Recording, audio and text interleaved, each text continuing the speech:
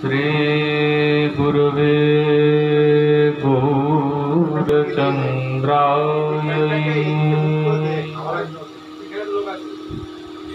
राधिकायै सदालये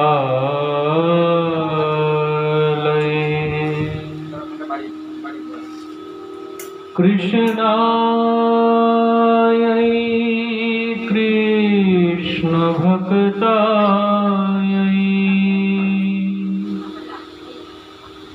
सद्भक्तायै नमो नमः। नाम सृष्टमनुमपि शचीपुत्रमत्र स्वरूपम् रूपं तक्षाग्रजमूरुपुरीं माथुरीं गुष्ठवाटिं श्रीराधा कुण्डगिरिवरमः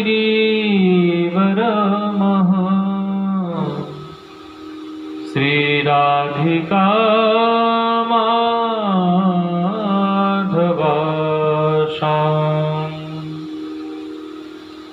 प्राप्तयश प्रथित कृपया श्रीगुरु तन्नतोऽस्मि।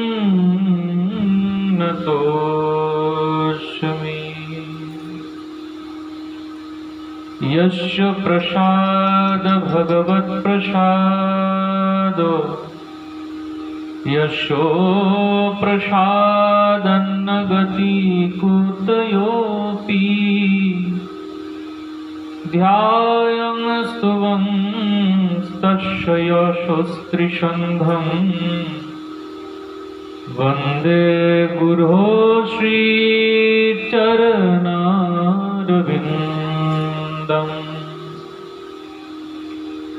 आजानुलम्बितभुजो कनकावदातो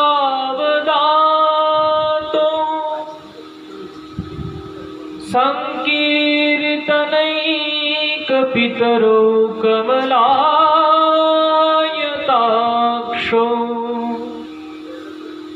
विश्वम्भरो द्विजवरो युगधर्मपालो वन्दे जगत्प्रियकरो करुणावतारो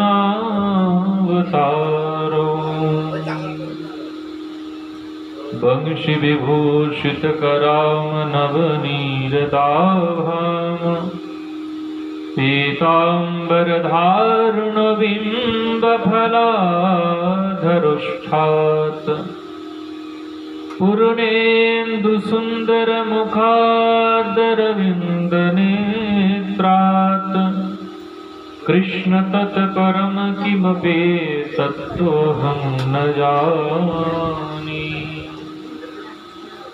तमादिदेवं करुणानिधानं तमालवर्णं सुहितावतारम्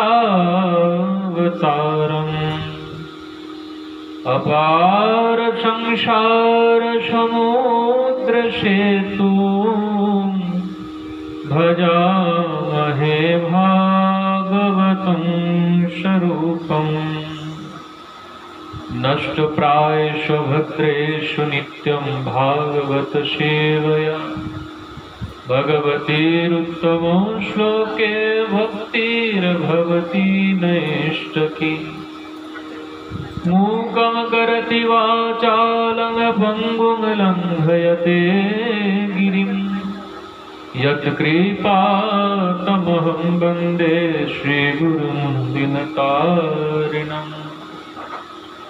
राधा साध्यं साधनं यस्य राधा मन्त्रराधा मन्त्रदात्र्यं च राधा सर्वं राधा जीवनं यस्य राधा श्रीराधा राधा वाचिकीं तस्य शेषम् जय जय श्री राधा रमण, जय जय नवलो किशोर, जय गोपी चित चोर प्रभु, जय जय माखन चोर। जय रूप सनातन भट्ट रघुनाथ, श्री जीव गोपाल भट्ट दास रघुनाथ। এই ছয়ে গোসাইরে করি চরণ বন্দন, যাহা হইতে বিঘ্ন নাশ অবিষ্ট পুরাণ। এই ছয়ে গোসাই প্রভু মোরে করো দয়া, চরণে শরণ নিলাম দেহ পদ ছায়া। दुर्गमे पथि में अंधस्य स्खलन पाद गतिर्मुः, कृपा यष्टिदानेन संत संतवलंबनम्। भजो श्री कृष्ण चैतन्य प्रभु नित्यानंद, श्री अद्वैत गदाधर शिवसदि श्री गौर भक्त वृंद।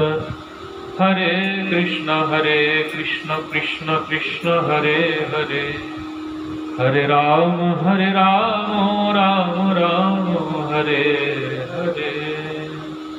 बल वृंदावन बिहारी लाल की जय, प्यारी देव श्री राधा रानी की जय।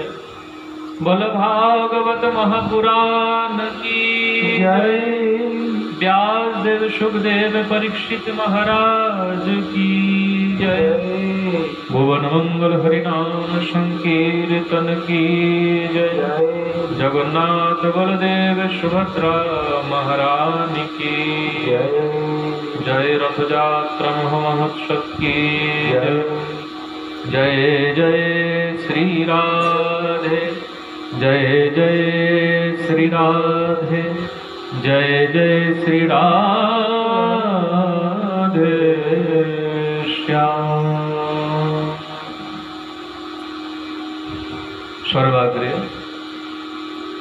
पतित पावन परम करुणामय भगवानेर अभिन्न प्रकाश, भागवत ज्ञान प्रदाता, भगवानेर सेवाय अधिकार दानकारी मोदीय श्री गुरुपाद पद्म नित्य लीला प्रविष्ट एवं विष्णुपाद परमहंस परिव्राजक आचार्य अष्टोत्तर शत श्री श्रीमद भक्ति वल्लभ तीर्थ गोस्वामी गुरु महाराजेर आतुल चरणे अनंत कोटि साष्टांग दंडवत प्रणाम निवेदन करी एवं अहेतुकी कृपा प्रार्थना करी।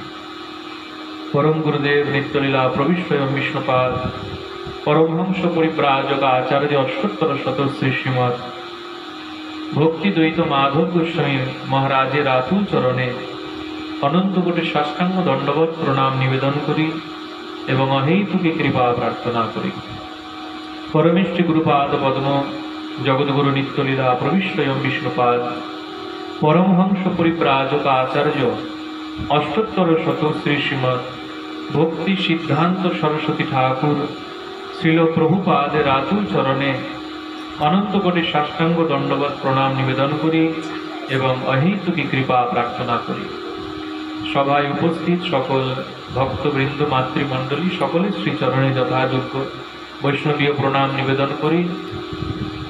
पूज्यपाद कमाल कृष्ण प्रभु एवं उपस्थित गिरिधारी प्रभु श्री चरण कमले अनंत कोटि साष्टांग दंडवत प्रणाम निवेदन करी एवं सकलेर काछे अहेतुकी कृपा प्रार्थना करी। बोलो गुरु वैष्णव भगवान की जय जय।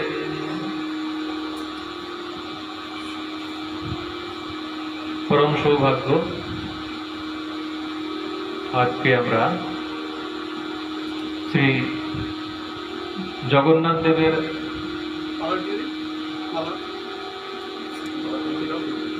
रथयात्रा काले सकले আমরা এসে উপস্থিত হয়েছি श्री भागवतेर पाद पद्मे।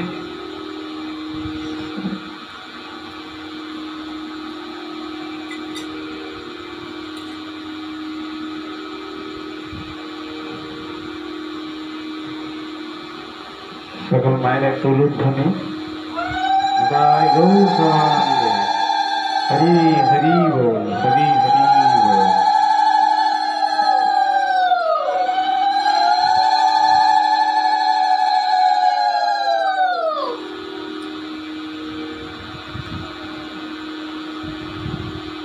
শাস্ত্রেতে জয় গৌরাঙ্গে উলুধ্বনি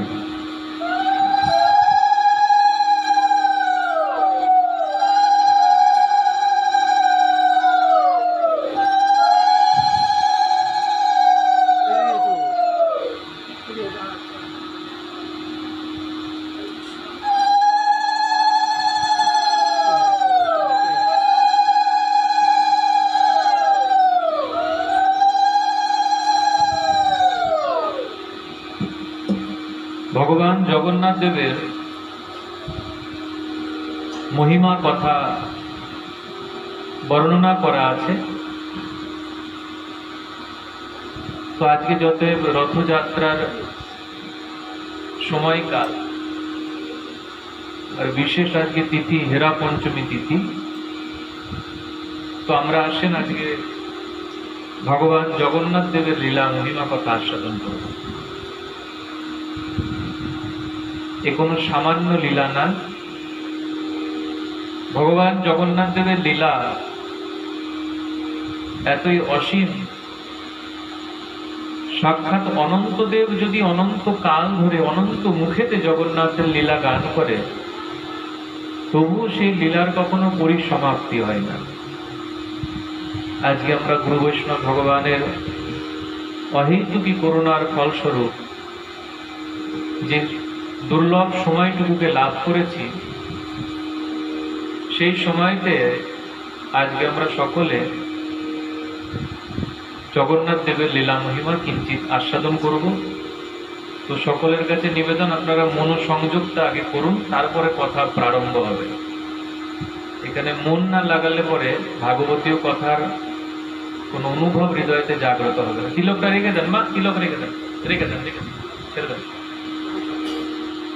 একটু মনটা লাগাতে হবে। শ্রী চৈতন্য চরিতামৃতেতে কবিরাজ গোস্বামীপাদ সুন্দর রথযাত্রার বর্ণনা করেছেন। ভগবান জগন্নাথ দেবের 12 মাসে 13 পার্বণ, প্রত্যেকটি মাসেতেই ভগবানের কিছু না কিছু যাত্রা উৎসব হয়। নীলাচল পুরী ধামেতে জগন্নাথ বলদেব সুভদ্রা দেবী প্রত্যেক মাসে কোনো না কোনো যাত্রা, যাত্রা কথার অর্থই উৎসব। বৈশাখ জ্যৈষ্ঠ আষাঢ় শ্রাবণ মাস থেকে একদম সম্পূর্ণ মাস বিভিন্ন যাত্রা, কখনো চন্দন যাত্রা, কখনো সলিল যাত্রা, কখনো দোল যাত্রা, কখনো ঝুলন যাত্রা, বিভিন্ন যাত্রা। সেই প্রকারই একটি হলো রথযাত্রা। রথ কথার অর্থ তো আমরা সকলেই জানি। রথ কথার অর্থ হচ্ছে বাহন, যাত্রা কথার অর্থ হচ্ছে কোথাও গমন করা। তো ভগবান জগন্নাথ বলদেব সুভদ্রা তারা তার বাহন রথের মাধ্যমে গমন করেন, সেই উৎসবকেই বলা হয় রথযাত্রা উৎসব। এই রথের বর্ণনা শাস্ত্রেতে আছে। আমরা যারা নীলাচল পুরীতে রথযাত্রা দর্শন করেছি তারা আমরা জানি যে ভগবান জগন্নাথ, বলরাম আর সুভদ্রা দেবীর 3টে পৃথক পৃথক রথেতে তারা উপবেশন করে থাকে। সর্বাগ্রে থাকে বলরামের রথ, মধ্যস্থলে থাকে সুভদ্রা দেবীর রথ এবং সর্বশেষে থাকেন ভগবান জগন্নাথের রথ। এই রথযাত্রার নাম যদি জগন্নাথের রথযাত্রা হয়, তো প্রশ্ন যে জগন্নাথের রথ কেন পিছনে থাকবে? যিনি সর্বশ্রেষ্ঠ হন সে তো সবসময় আগে থাকে। তো জগন্নাথ ভগবানের যদি রথ হয়, জগন্নাথ পুরীতে জগন্নাথের রথ, আমরা কেউ বলি বলরামের রথ দেখতে যাব অথবা সুভদ্রা রথ দেখতে যাব, আমরা তো সকলেই বলি যে জগন্নাথের রথ দেখতে যাব। তো রথ যদি জগন্নাথের হয়, জগন্নাথ ভগবান কেন সর্বশেষে অবস্থান করে? এর একটি বিশেষ কারণ আছে। জগন্নাথ, বলরাম, সুভদ্রা। একবার জগন্নাথ পুরীতে আলালনাথের দর্শনেতে গিয়েছিলাম। তো সেই আলালনাথের পান্ডা তিনি স্নেহ করে, প্রীতি করে আমাদেরকে জগন্নাথের লীলা মহিমা বর্ণনা করছিলেন। জিজ্ঞাসা করছিলেন যে এর আগে কতবার পুরীতে এসেছ? আমি বললাম বেশ কিছুবার এসেছি। তো মন্দিরেতে যখন প্রবেশ করো তো কি প্রকারে দর্শন করো? তো আমি বললাম যে মন্দিরে প্রবেশ করে ভগবান জগন্নাথ দেবকে দর্শন করি, বলদেব সুভদ্রা তাদের তিনজনকে সুদর্শন চক্র দর্শন করি। উনি বলেছিলেন আজকের পর থেকে যখন দর্শন করবে প্রথমে বলদেবকে দর্শন করবে, তারপরে সুভদ্রা দেবীকে দর্শন করবে, তারপরে জগন্নাথ দেবকে দর্শন করবে। কারণ জগন্নাথ, বলদেব, সুভদ্রা এই তিন বিগ্রহের একটি বিশেষ রহস্য লুকিয়ে রয়েছে। ভগবান বলদেব হচ্ছেন এখানে গুরুর প্রতীক, গুরুদেবের গুরু তত্ত্ব হচ্ছেন বলদেব চন্দ্র। আমরা সাধারণত জানি যদি আমার ভগবত প্রাপ্তি করতে ইচ্ছা জাগ্রত হয়, যদি গুরুচরণকে আশ্রয় না করি কদাপি আমরা ভগবত প্রাপ্তি সম্ভব হবে না। অগ্রে গুরু আশ্রয় করতে লাগবে। গুরুচরণ আশ্রয় বিনা কোনো প্রকার ভগবত কৃপা প্রাপ্তি হবে না। গুরুচরণকে আশ্রয় করে ভগবানের কাছে যেতে হবে। এইখানে বলরাম হচ্ছেন সাক্ষাৎ গুরু তত্ত্ব। এই কারণে প্রথমে আমাদের বলরামকে দর্শন করতে হয়। সেই কারণে বলরামের রথ প্রথমে থাকে, কারণ বলরাম হচ্ছেন সাক্ষাৎ গুরু তত্ত্ব। এরপরে দর্শন করতে হয় সুভদ্রা দেবীকে, কারণ সুভদ্রা দেবী হচ্ছে ভক্তি তত্ত্ব, সাক্ষাৎ ভক্তি হচ্ছেন সুভদ্রা দেবী। যখন আমরা গুরুদেবের চরণ আশ্রয় করি, এই আশ্রয়ের পরেই আমাদের প্রাপ্তি হয় ভক্তি। ভগবান কপিল দেব তিনি তার মাতা দেবাহুতিকে খুব সুন্দরভাবে বর্ণনা করেন। শতাং প্রসঙ্গাত মমবীর্য সংবিদ ভবন্তি রীতিকরণ রসায়না কথা তজ্জস্বমাদাস্য বর্গ বর্তমানে শ্রদ্ধা রতি ভক্তি অনুক্রমিষ্যতি। প্রথমে শ্রদ্ধা, তারপর রতি, তারপর ভক্তি। বলরাম হচ্ছেন গুরুদেবের স্বরূপ। বলরামকে আশ্রয় করলে অবশ্যই আমাদের ভক্তি স্বরূপিনী সুভদ্রা দেবীর প্রাপ্তি হবে। এবার যখন ভক্তি প্রাপ্তি হয়ে যাব, তারপর কাকে প্রাপ্তি হবে? তারপর ভগবানকে প্রাপ্তি হতে পারবে। তাই বলদেব প্রথমে থাকেন, তারপর সুভদ্রা দেবী থাকেন এবং সর্বশেষে ভগবান থাকেন। ভগবান হচ্ছেন সাধ্য বস্তু। সকলে ভগবানকে প্রাপ্ত হতে যান, কিন্তু ভগবানকে প্রাপ্ত হওয়ার নির্দেশিকা হচ্ছে আগে গুরু প্রাপ্তি, তারপর ভক্তি প্রাপ্তি, তারপর ভগবান প্রাপ্তি। যদি হৃদয়েতে ভক্তি না থাকে, যদি হৃদয়েতে প্রেম না থাকে, তাহলে ভগবানকে প্রাপ্তি করেও জীবের কোনো লাভ হয় না। বিষয় আমাদেরকে আগে অবগত হতে হবে। ভগবানকে প্রাপ্ত হয়ে লাভ তখন হয় যখন সাধকের হৃদয়েতে প্রেম ভক্তি থাকে। কারণ কি? কারণ যদি প্রেম ভক্তি না থাকে তাহলে দুর্যোধনের কাছেও তো ভগবান গিয়েছিলেন, বিদুরের কাছেও ভগবান গিয়েছিলেন, শবরীর কাছেও ভগবান গিয়েছিলেন, রাবণের কাছেও ভগবান গিয়েছিলেন। যাদের হৃদয়েতে প্রেম ভক্তি আছে তারাই ভগবানের ভগবত্তার অনুভব করেছিলেন, তারাই ভগবানকে সেই প্রেম নিবেদন করতে পেরেছিলেন। যাদের হৃদয়েতে ভক্তি আছে, প্রেম আছে, তাই অগ্রে ভক্তি লাভ। আচ্ছা, বিচার করেন শূর্পণখা তিনি ভগবানকে যখন দর্শন করেছিলেন, ভগবান রামচন্দ্রকে, আমরা সকলেই রামায়ণের কথা কিছু কিছু সম্বন্ধে আমরা অবগত আছি। শূর্পণখার কথা তো আমরা প্রায় সবাই জানি। রাম, লক্ষ্মণ, সীতা তারা বনবাসেতে ছিলেন। তো সেই সময় শূর্পণখা তিনি সেই স্থান থেকে আকাশে বিচরণ করতে করতে যাচ্ছিলেন। ভগবান শ্রী রামচন্দ্রের এতই মদনমোহন রূপ যে সেই রূপেতে মোহিত হয়ে, ভগবান শ্রী রামচন্দ্রের রূপেতে মোহিত হয়ে শূর্পণখা দেবী তিনি ভগবানকে কামনা করে ফেললেন।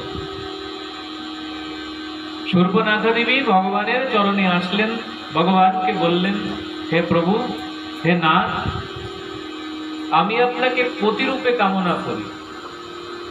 ভগবান রামচন্দ্র বললেন, দেবী, আমি তো স্ত্রী গ্রহণ করেছি, আমি মর্যাদা পুরুষোত্তম, মর্যাদার রক্ষা করা আমার ধর্ম, তো আমার স্ত্রী আছে, আমি আর কোনো স্ত্রী গ্রহণ করতে পারবো না। তুমি এক কার্য করো, তুমি আমার ভাই লক্ষণের কাছে যাও, লক্ষণ যদি তোমাকে গ্রহণ করে তো ভালো। তো শূর্পণখা দেবী তিনি রামের কাছ থেকে লক্ষণের কাছে চলে আসলেন। লক্ষণের কাছে এসে যখন কামনা করলেন, লক্ষণ জিজ্ঞাসা করলেন, দেবী আগে একটা প্রশ্নের উত্তর দেন। কি প্রশ্ন? আগে বলেন যে আপনি রানী হতে চান না দাসী হতে চান? শূর্পণখা দেবী বললেন, আমি রানী হতে চাই, দাসীকে হতে চাই আবার।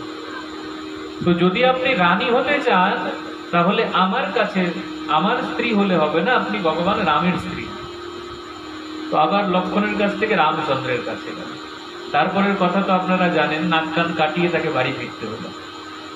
তো প্রশ্ন হচ্ছে এই যে ভগবানকে দর্শনের ফল কি নাক কান কাটানো? বিচার করেন। যদি না হয় তাহলে শূর্পণখার কেন সেই দশা হলো? শূর্পণখার সেই কারণে দশা হয়েছিল, কারণ শূর্পণখার হৃদয়েতে ভগবানের প্রতি প্রেম ছিল না, ছিল কাম। যদি প্রেম থাকে, যদি ভক্তি থাকে, তবেই ভগবানকে ভগবান রূপে জ্ঞান আসা যায়। নচেৎ সাধারণ মনুষ্য বলে ধারণা হবে, যে প্রকার দুর্যোধন ভেবেছিলেন, যে প্রকার রাবণ কুম্ভকর্ণ জ্ঞান করেছিলেন। তো ভক্তগণ, ভক্তি প্রাপ্তি হলে তারপর ভগবানকে প্রাপ্তি হওয়া যায়। সেই কারণে জগন্নাথ ভগবানের রথ কি প্রকার বললাম, প্রথমে কে থাকেন বলেন? এই বক্সটা গার্ড করে বসলে হবে না, বক্সটাকে ছেড়ে বসতে। রথে প্রথমে কোন রথ থাকে বলেন? বলরাম। জোরে বলেন, শোনা যাচ্ছে না। কে থাকেন? দ্বিতীয়। দু তিনজনাই শুনেছে, বাকি সব হয়তো ঘুমিয়েছিল নাকি? সবাই বলেন, প্রথমে কে থাকেন? দ্বিতীয়, তৃতীয় জগন্নাথ। এই প্রকার প্রত্যেকটি রথের বর্ণনা শাস্ত্রেতে আছে। আচ্ছা, প্রথমে কোন রথটা থাকে? বলরামের রথ। সেই রথের একটা নাম আছে, সেই রথের নাম হচ্ছে তালধ্বজ। বলরামের যে রথ, সেই রথের নাম হচ্ছে তালধ্বজ। এই তালধ্বজ রথেতে টোটাল 14টা চাকা আছে। তালধ্বজ রথের উচ্চতা হচ্ছে 44 ফুট। সব কিছু নিয়ম মেনে, এমন না যে যখন যেরকম কাঠ পাবো তখন সেরকম রথ বানিয়ে দেবো, চাকার কোনো হিসাব নেই, সব হিসাবে প্রত্যেক বছর। আচ্ছা জানেন এই রথ বানানো কবে থেকে শুরু হয়? অক্ষয় তৃতীয়ার দিন থেকে রথ শুরু করে বানানো। বলরামের রথের নাম হচ্ছে তালধ্বজ, 14টা চাকা আছে আর উচ্চতা হচ্ছে 44 ফুট। আর এই রথের নীল বর্ণ, কারণ ভগবান বলরাম তিনি নীল বর্ণকে পছন্দ করেন। বলরাম নিত্যানন্দ প্রভু তারা নীল বর্ণকে পছন্দ করেন বলে যে রথেতে তারা আসীন থাকে সেই রথের বর্ণ হচ্ছে নীল বর্ণ। মধ্যস্থলে কার রথ থাকে? সবাই বলে সুভদ্রা দেবীর রথ থাকে। এই সুভদ্রা দেবীর রথের নাম হচ্ছে দর্পদলন। দর্পদলন। এই সুভদ্রা দেবীর রথের আরেকটি নাম আছে, সেটা হচ্ছে পদ্মধ্বজ। পদ্মধ্বজ এই কারণে নাম, কারণ সুভদ্রা দেবীর রথের একদম শিখরেতে যে পতাকাটা থাকে, যে ধ্বজাটা থাকে, সেই ধ্বজাতে পদ্মের চিহ্ন থাকে। সেই কারণে ওই সুভদ্রা দেবীর দর্পদলনের রথের আরেক অপর নাম হচ্ছে পদ্মধ্বজ রথ।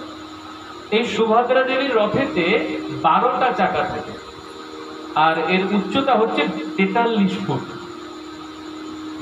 অন্তিমেতে কার রথ থাকে? জগন্নাথ ভগবানের রথ। এই জগন্নাথ ভগবানের রথের নাম হচ্ছে নন্দী ঘোষ। কি নাম বলেন? নন্দী ঘোষ। এই নন্দী ঘোষ ছাড়া ভগবানের রথের আরেকটা নাম আছে, সেটা হচ্ছে কপিধ্বজ। কপিধ্বজ নাম কেন? কারণ যেরকম সুভদ্রা দেবীর রথের মস্তকেতে যে ধ্বজা আছে তার যে পদ্মের চিহ্ন, তাই তার নাম পদ্মধ্বজ। তাই ভগবান জগন্নাথের রথের মাথার উপরে একটা ধ্বজা আছে, সেই ধ্বজাতে কপি মানে হনুমানের চিহ্ন আছে। এই হনুমানকে সাক্ষাৎ ভগবানের ভক্ত অবতার হনুমানজি বজরঙ্গ বলি, তার চিহ্ন রথের মস্তকেতে আছে। তাই কপির চিহ্ন থাকার কারণে ভগবান জগন্নাথের যে নন্দী ঘোষ রথ তার অপর নাম হচ্ছে কপিধ্বজ। আর তিনটে রথের মধ্যে এই রথের চাকার সংখ্যা সবচেয়ে বেশি। জগন্নাথ দেবের নন্দী ঘোষ রথেতে 16টা চাকা আছে এবং সকল রথের মধ্যে ভগবান জগন্নাথের রথের উচ্চতা অনেক বেশি, সেটা হচ্ছে 45 ফুট। বলরামের 44 ফুট, সুভদ্রা দেবীর রথ হচ্ছে 43 ফুট এবং ভগবান জগন্নাথের রথ হচ্ছে 45 ফুট। আর ভগবান জগন্নাথের রথের বর্ণ হচ্ছে পীত বর্ণ। দেখবেন ভগবান সর্বসময় পীত বর্ণের বস্ত্র পরিধান করে। দেখেন মাধবের যে কোটিতে যে ধুতি আছে সেই ধুতিটা পীত বর্ণের। পীত বর্ণ ভগবান সর্ব সময় পছন্দ করেন, এই কারণে যে ভগবানের যদি পীত বর্ণ দর্শন হয়, সেই পীত বর্ণের সাথে সাথে ভগবানের রাধারানীর কথা মনে চলে আসে। সেই কারণে ভগবান শ্রীহরির এই পীত বর্ণটা খুব মনোহর বর্ণ। তাই ভগবান জগন্নাথের এই রথের পীত বর্ণ থাকে। সেই রথে রথে আরো অনেক অনেক পতাকা, অনেক শুক্ল শুক্ল বস্ত্র, সুন্দর পট্ট বস্ত্র দর্পণ দ্বারা সুসজ্জিত থাকে। পূর্বেতে মানে 1882 খ্রিস্টাব্দের পূর্বেতে, এখন 2021 খ্রিস্টাব্দ, এটা 1882 খ্রিস্টাব্দ মানে বহু পূর্বের কথা। তার পূর্বেতে কিন্তু নীলাচল পুরী ধামেতে 3টে রথ হতো না। কটা হতো জানেন? 6টা রথ হতো। এই কারণে 6টা রথ হতো, ভগবান জগন্নাথ দেবকে রথেতে তোলা হয় নীলাচল থেকে। নীলাচল মানে যেখানে ভগবানের শ্রী মন্দির অবস্থিত, নীলাচল পুরীতে যে নীলাচল ভগবানের যেখানে শ্রী মন্দির, নীলাচল থেকে ভগবানকে রথে তোলা হয়। আর ভগবানের গন্তব্য স্থান থাকে সুন্দরাচল মানে গুন্ডিচা মন্দির, যেটা জগন্নাথের মাসির বাড়ি। নীলাচল থেকে ভগবানকে সুন্দরাচল যেতে হয়। এই নীলাচল হচ্ছে সাক্ষাৎ দ্বারকা ধামের স্বরূপ, সাক্ষাৎ বৈকুণ্ঠ ধামের স্বরূপ। আর সুন্দরাচল যেখানে ভগবান জগন্নাথ দেব যান, এই সুন্দরাচল হচ্ছে সাক্ষাৎ বৃন্দাবনের স্বরূপ। এই রথযাত্রার আরেকটি তাত্ত্বিক দর্শন হচ্ছে যে ভগবান এই সময় দ্বারকা থেকে বৃন্দাবনেতে আসেন। কোথা থেকে কোথায় আসেন? দ্বারকা থেকে বৃন্দাবনেতে আসেন। দ্বারকা মানে হচ্ছে যেখানে ভগবান সারা বছর থাকেন। পুরীর যে শ্রী মন্দির সেটা হচ্ছে দ্বারকার স্বরূপ, আর যেখানে ভগবান এই কয়েকদিনের জন্য যান সেটা হচ্ছে সাক্ষাৎ গুন্ডিচা মন্দির বা বৃন্দাবন। পূর্বেতে এই নীলাচল থেকে সুন্দরাচলের মাঝে একটা স্থান আছে যার নাম হচ্ছে বলাগণ্ডি। এই বলাগণ্ডিতে একটা বিশাল বড় খাল ছিল। সেই কারণে কি করা হতো, পান্ডারা নীলাচল থেকে বলাগণ্ডি অব্দি 3টে রথের সাহায্যে জগন্নাথ বলদেব সুভদ্রা ভগবানকে নিয়ে আসতেন। তারপর ভগবানকে সেখানে ভোগ লাগানো হতো। এখনো বর্তমানেও সেই বলাগণ্ডি স্থানেতে ভোগ লাগানো হয়। সেই স্থানের প্রচুর মহিমা। চৈতন্য চরিতামৃতে বলাগণ্ডি স্থানেতেই প্রতাপরুদ্র রাজাকে শ্রীমান মহাপ্রভু করুণা করেছিল, এর অসীম মহিমা। এই রথযাত্রার প্রসঙ্গেতে এই প্রতাপরুদ্র রাজা, যিনি বহুবার মহাপ্রভুর চরণে আশা করেছিলেন, কিন্তু মহাপ্রভু বিষয়ী রাজা এইসব বলে বলে তাকে তার প্রত্যাখ্যান করেছিলেন। এই প্রতাপরুদ্রকে শ্রীমান মহাপ্রভু এই বলাগণ্ডির স্থানেতে সুন্দর এক উদ্যান, যেখানে মহাপ্রভু বৃন্দাবন ভ্রমণ করে মূর্ছিত হয়েছিলেন, সেখানেতে গোপী গীত শ্রবণ করিয়ে মহাপ্রভুর কাছ থেকে কৃপা প্রাপ্ত হয়েছিলেন এই প্রতাপরুদ্র রাজা। সেই কথা আমরা অন্য কখনো আলোচনা করব। তো 3টে রথের মাধ্যমে জগন্নাথ বলদেব সুভদ্রাকে নীলাচল থেকে বলাগণ্ডি অব্দি আনতেন। এরপর কি করতেন, সেখানে ভগবানকে খুব ভোগ লাগাতেন। এখনো বর্তমানে সারা বছরে ভগবানকে কোথাও বাইরের কিছু খাওয়ানো হয় না। এই রথযাত্রার সময় ভগবানকে বাইরে যে যা পারে রন্ধন করে নিয়ে এসে জগন্নাথকে খুব ভোগ লাগায়। পান্ডারা সুন্দর করে তুলসী গঙ্গা জল দ্বারা ভগবানকে ভোগ খাওয়ায় বলাগণ্ডিতে। এরপরে যখন ভোগ নিবেদন প্রক্রিয়া সকল ভক্তের মনোবাঞ্ছা পূর্ণ হয়ে যেত, তারপর নৌকাতে করে সেই খাল পার হতো তারা। নৌকাতে করে জগন্নাথ বলদেব সুভদ্রা তিনজনকে নিয়ে তারা খাল পার হয়ে অপর পারেতে যেতেন। আর সেই পারেতে আবার তিনটে সুন্দর রথ বিরাট ছিল, সেই একই নন্দী ঘোষ, তালম ধ্বজ, দর্প দলন, যার যে রথ ছিল সেই রথেতে আবার খাল থেকে তুলে সেখান থেকে সেই রথেতে তাদের উপবেশন করি, সেখান থেকে আবার তিনটে রথের দ্বারা তাদেরকে গুন্ডিচা মন্দিরেতে নিয়ে যাওয়া হতো।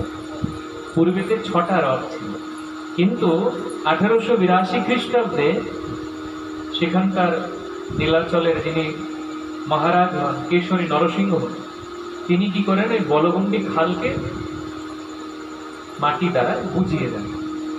এরপর থেকে তারপরের সময় থেকে 3টে রথেতে জগন্নাথ বলদেব সুভদ্রাকে একদম নীলাচল থেকে সুন্দরাচলেতে আনা হয়।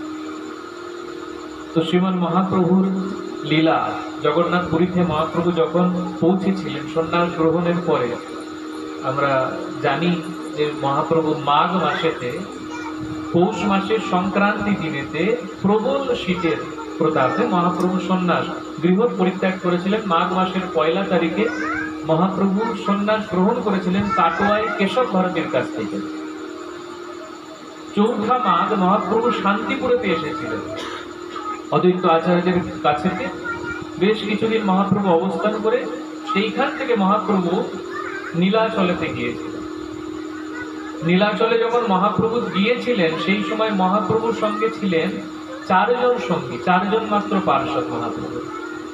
মহাপ্রভুর সঙ্গে ছিলেন নিত্যানন্দ প্রভু, ছিলেন মুকুন্দ দত্ত, ছিলেন দামোদর পণ্ডিত আর জগদানন্দ পণ্ডিত। এই 4 জনকে নিয়ে মহাপ্রভু তিনি সেই নীলাচল যাত্রার কথাও চরিতামৃতে আছে, সুন্দর কথা, কিভাবে কিভাবে কোন কোন পথ দিয়ে মহাপ্রভু গেলেন, কোথায় কি লীলা সংগঠন হলো, সেই সকল কথা আছে। মহাপ্রভু নীলাচলে পৌঁছালেন।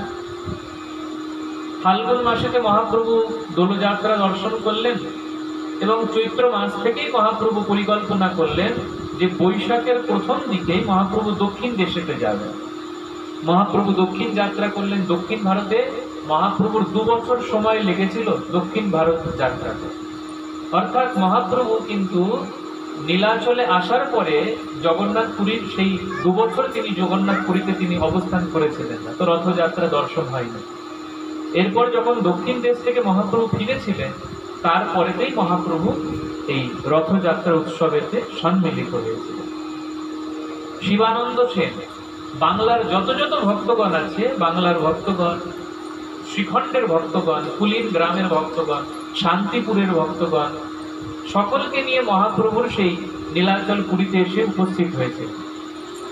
শ্রীমন মহাপ্রভু তাদের সকলকে নিয়ে রথযাত্রা দর্শন করবে। তারা অনেক অনেক মৃদঙ্গ করতাল নিয়ে কীর্তন করতে করতে মহাপ্রভুর কাছে আসলেন। গম্ভীরাতে এসে মহাপ্রভুকে নিয়ে তারা জগন্নাথ রথ দর্শন করবেন সেই পরিকল্পনা করলেন। তো রথযাত্রার দিনেতে কি ঘটল সেই প্রসঙ্গে কবিরাজ গোস্বামীপাদ সুন্দর কথা চৈতন্য চরিতামৃতেতে বর্ণনা করেছেন। আসেন আমরা সেই কথা ক্রমেতে আস্বাদন করি।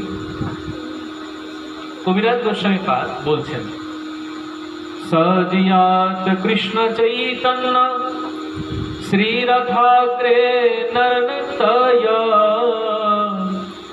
যেনাসিত জগদাং চিত্রম জগন্নাথোপি বিস্মিত। যিনি জগন্নাথ দেবের রথের সামনেতে নৃত্য করেছিলেন এবং যার নৃত্যে সকল জগৎবাসী এবং স্বয়ং জগন্নাথ দেব বিস্মিত হয়েছিলেন, সেই শ্রীকৃষ্ণ চৈতন্য জয়যুক্ত।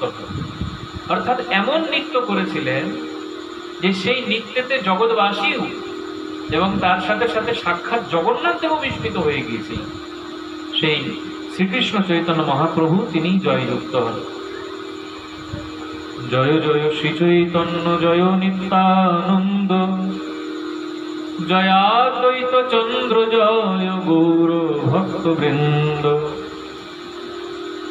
জয় শ্রোতাগণ শোনো করিয়ে এক মন, রথযাত্রায় প্রভুর নিত্য পরম মোহন। আর দিন মহাপ্রভু হইয়া সাবধান, রাত্রে উঠি গণ সঙ্গে কইলা কৃত্য স্নান। মহাপ্রভু যে প্রাতঃ স্নান করলেন সকল গণেদের সাথে, সকল পার্শ্বদের সঙ্গে, মহাপ্রভু প্রাতঃ স্নান করে মহাপ্রভু জগন্নাথ দেবকে দর্শন করতে গেলেন। প্রাতঃকৃত্য জাতি তিলক আদি সকল মন্ত্র জপ করে মহাপ্রভু জগন্নাথ দেবকে দর্শনেতে গেলেন। জগন্নাথকে দর্শন করে মহাপ্রভু রথযাত্রার দিন সকালে পাণ্ডু বিজয় দর্শন করলেন। কবিরাজ গোস্বামীপাদ বলছেন, পাণ্ডু বিজয় দেখিবারে করিল গমন, জগন্নাথ যাত্রা কইল ছাড়ি সিংহাসন। পাণ্ডু বিজয়, রথযাত্রার দিন সকালে এই পাণ্ডু বিজয় অনুষ্ঠান হয়। আর এই পাণ্ডু বিজয়কে দর্শন করবার জন্য অগণিত ভক্তগণ তারা এসে উপস্থিত হয়। পাণ্ডু মানে যারা পাণ্ডা, তারা জগন্নাথকে তার রথের, তার সিংহাসন থেকে তার রথেতে তোলেন।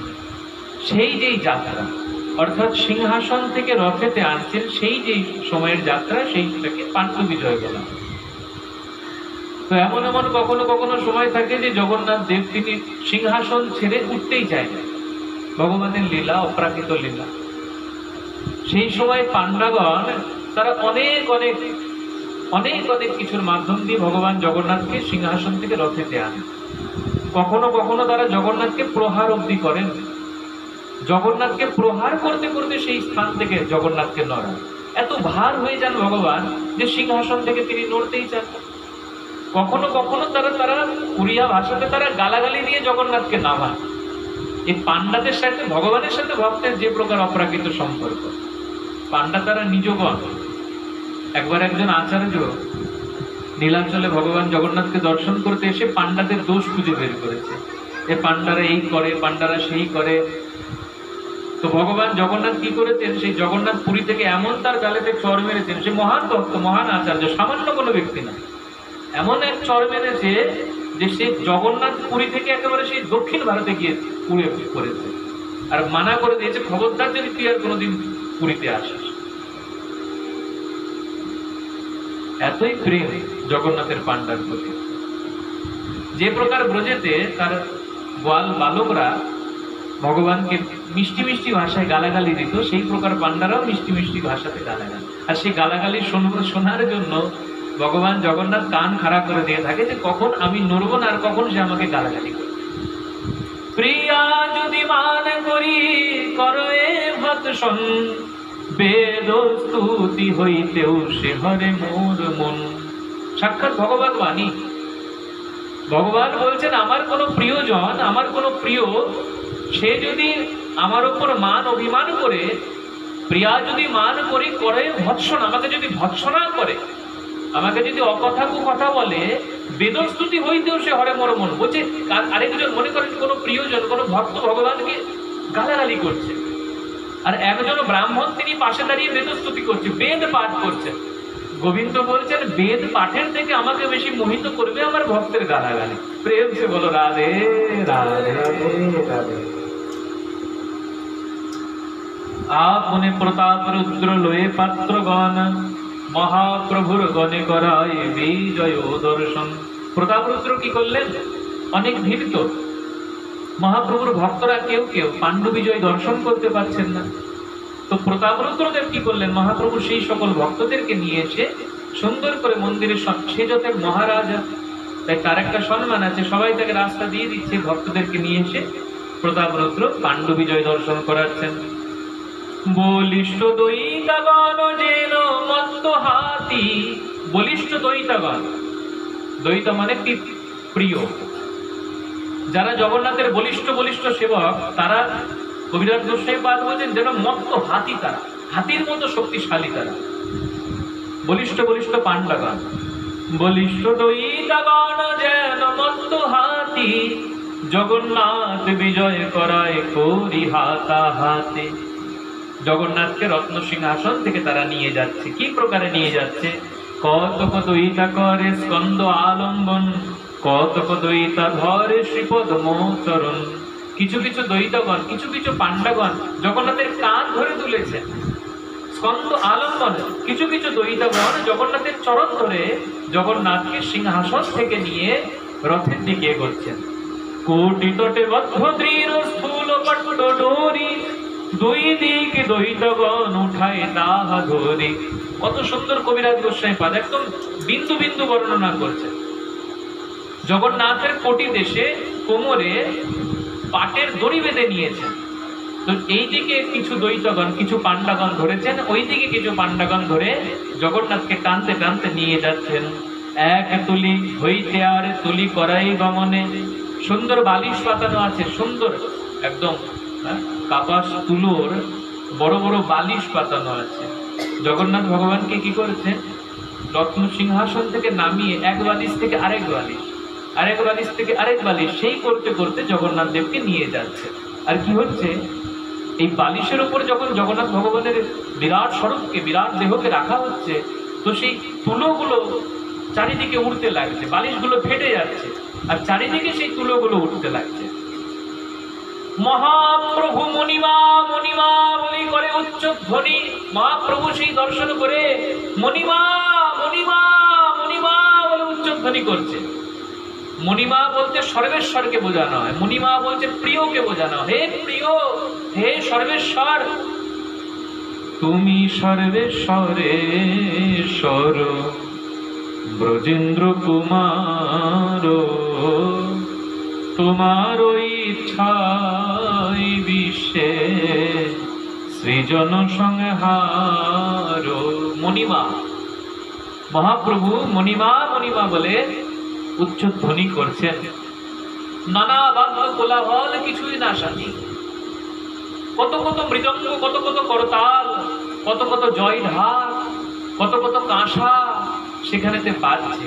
হ্যাঁ, ভক্তগণ তারা শুধুমাত্র সেই সকল ধ্বনি কর্ণেতে শ্রবণ করতে পারছেন। কি করলেন, জগন্নাথ রথেতে যে বর্তমান সময়ের যিনি মহারাজা থাকেন, পুরীর মহারাজা, তো তার একটি বিশেষ সেবা থাকে যে মহারাজার জগন্নাথ দেব যেখান দিয়ে দিয়ে যাবেন, মহারাজা তিনি সেই স্থানটা ঝাড়ু দিতে দিতে যাবেন। তো মহাপ্রভু যখন জগন্নাথকে দর্শন করছিলেন, তখন প্রতাপরুদ্র দেব মহারাজ ছিলেন, নীলাচলের উৎকলের মহারাজা প্রতাপরুদ্র।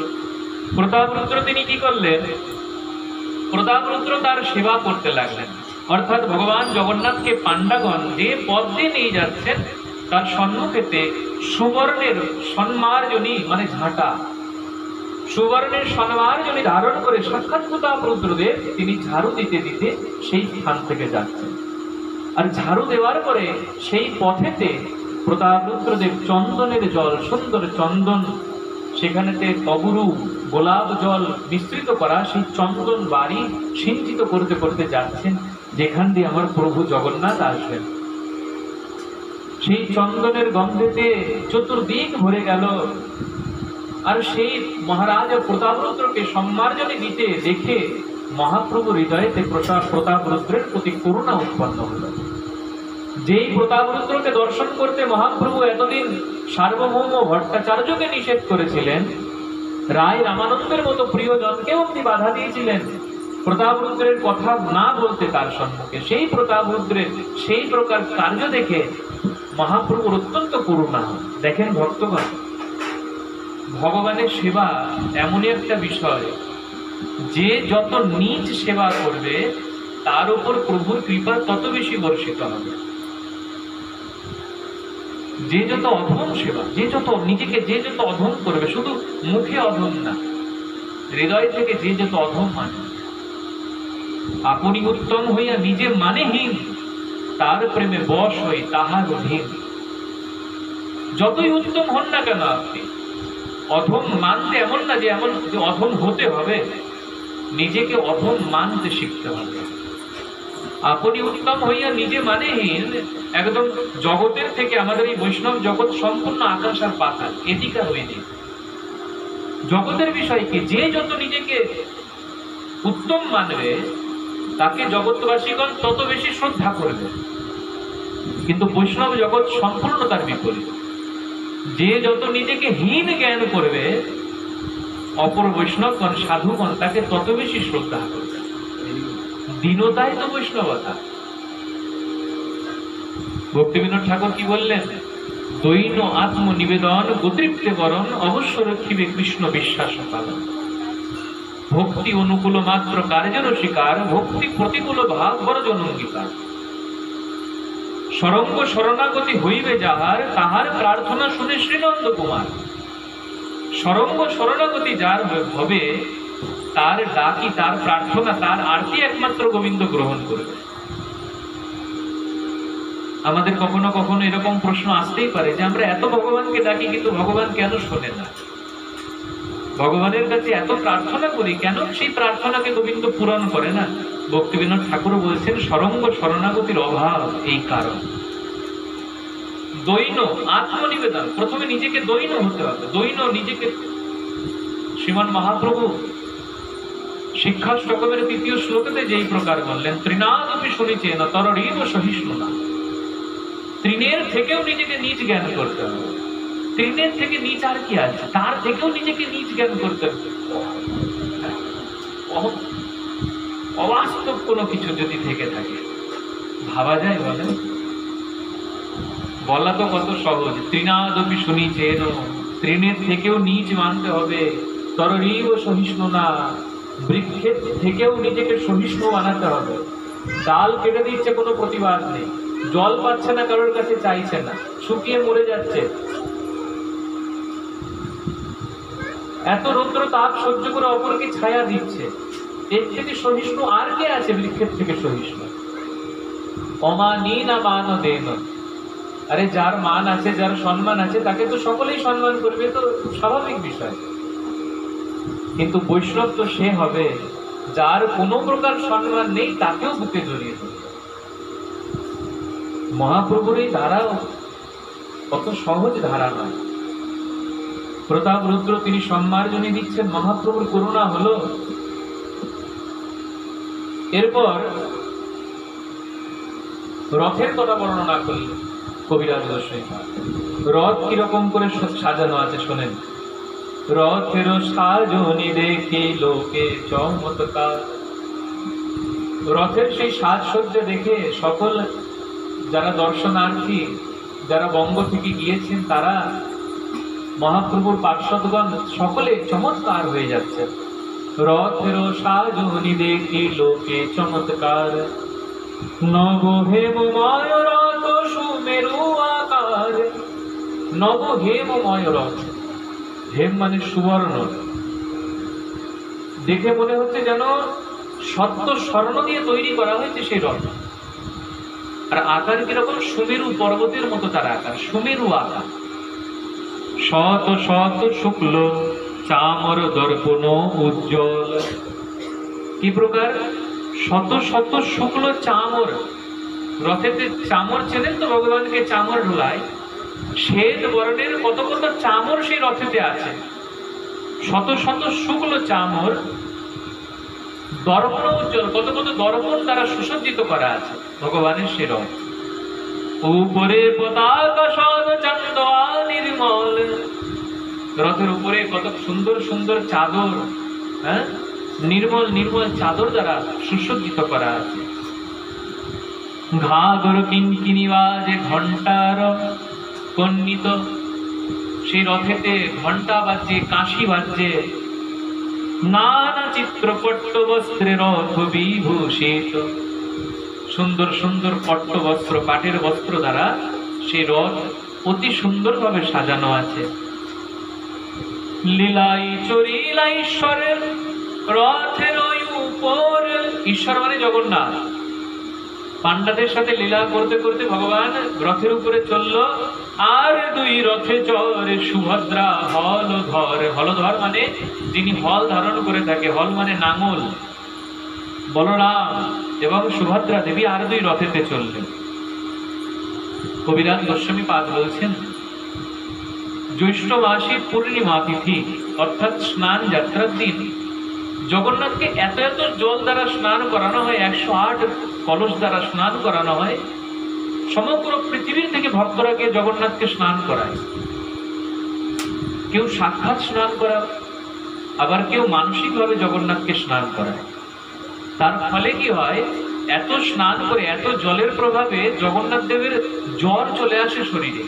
দেখেন ভগবানের লীলা, ভগবানের অব্দি জ্বর চলে আসে। অপ্রাকৃত কলেবর, সচ্চিদ আনন্দময় কলেবর, সেই শরীরেতেও জ্বর আসে ভক্তের স্নানের প্রভাবে।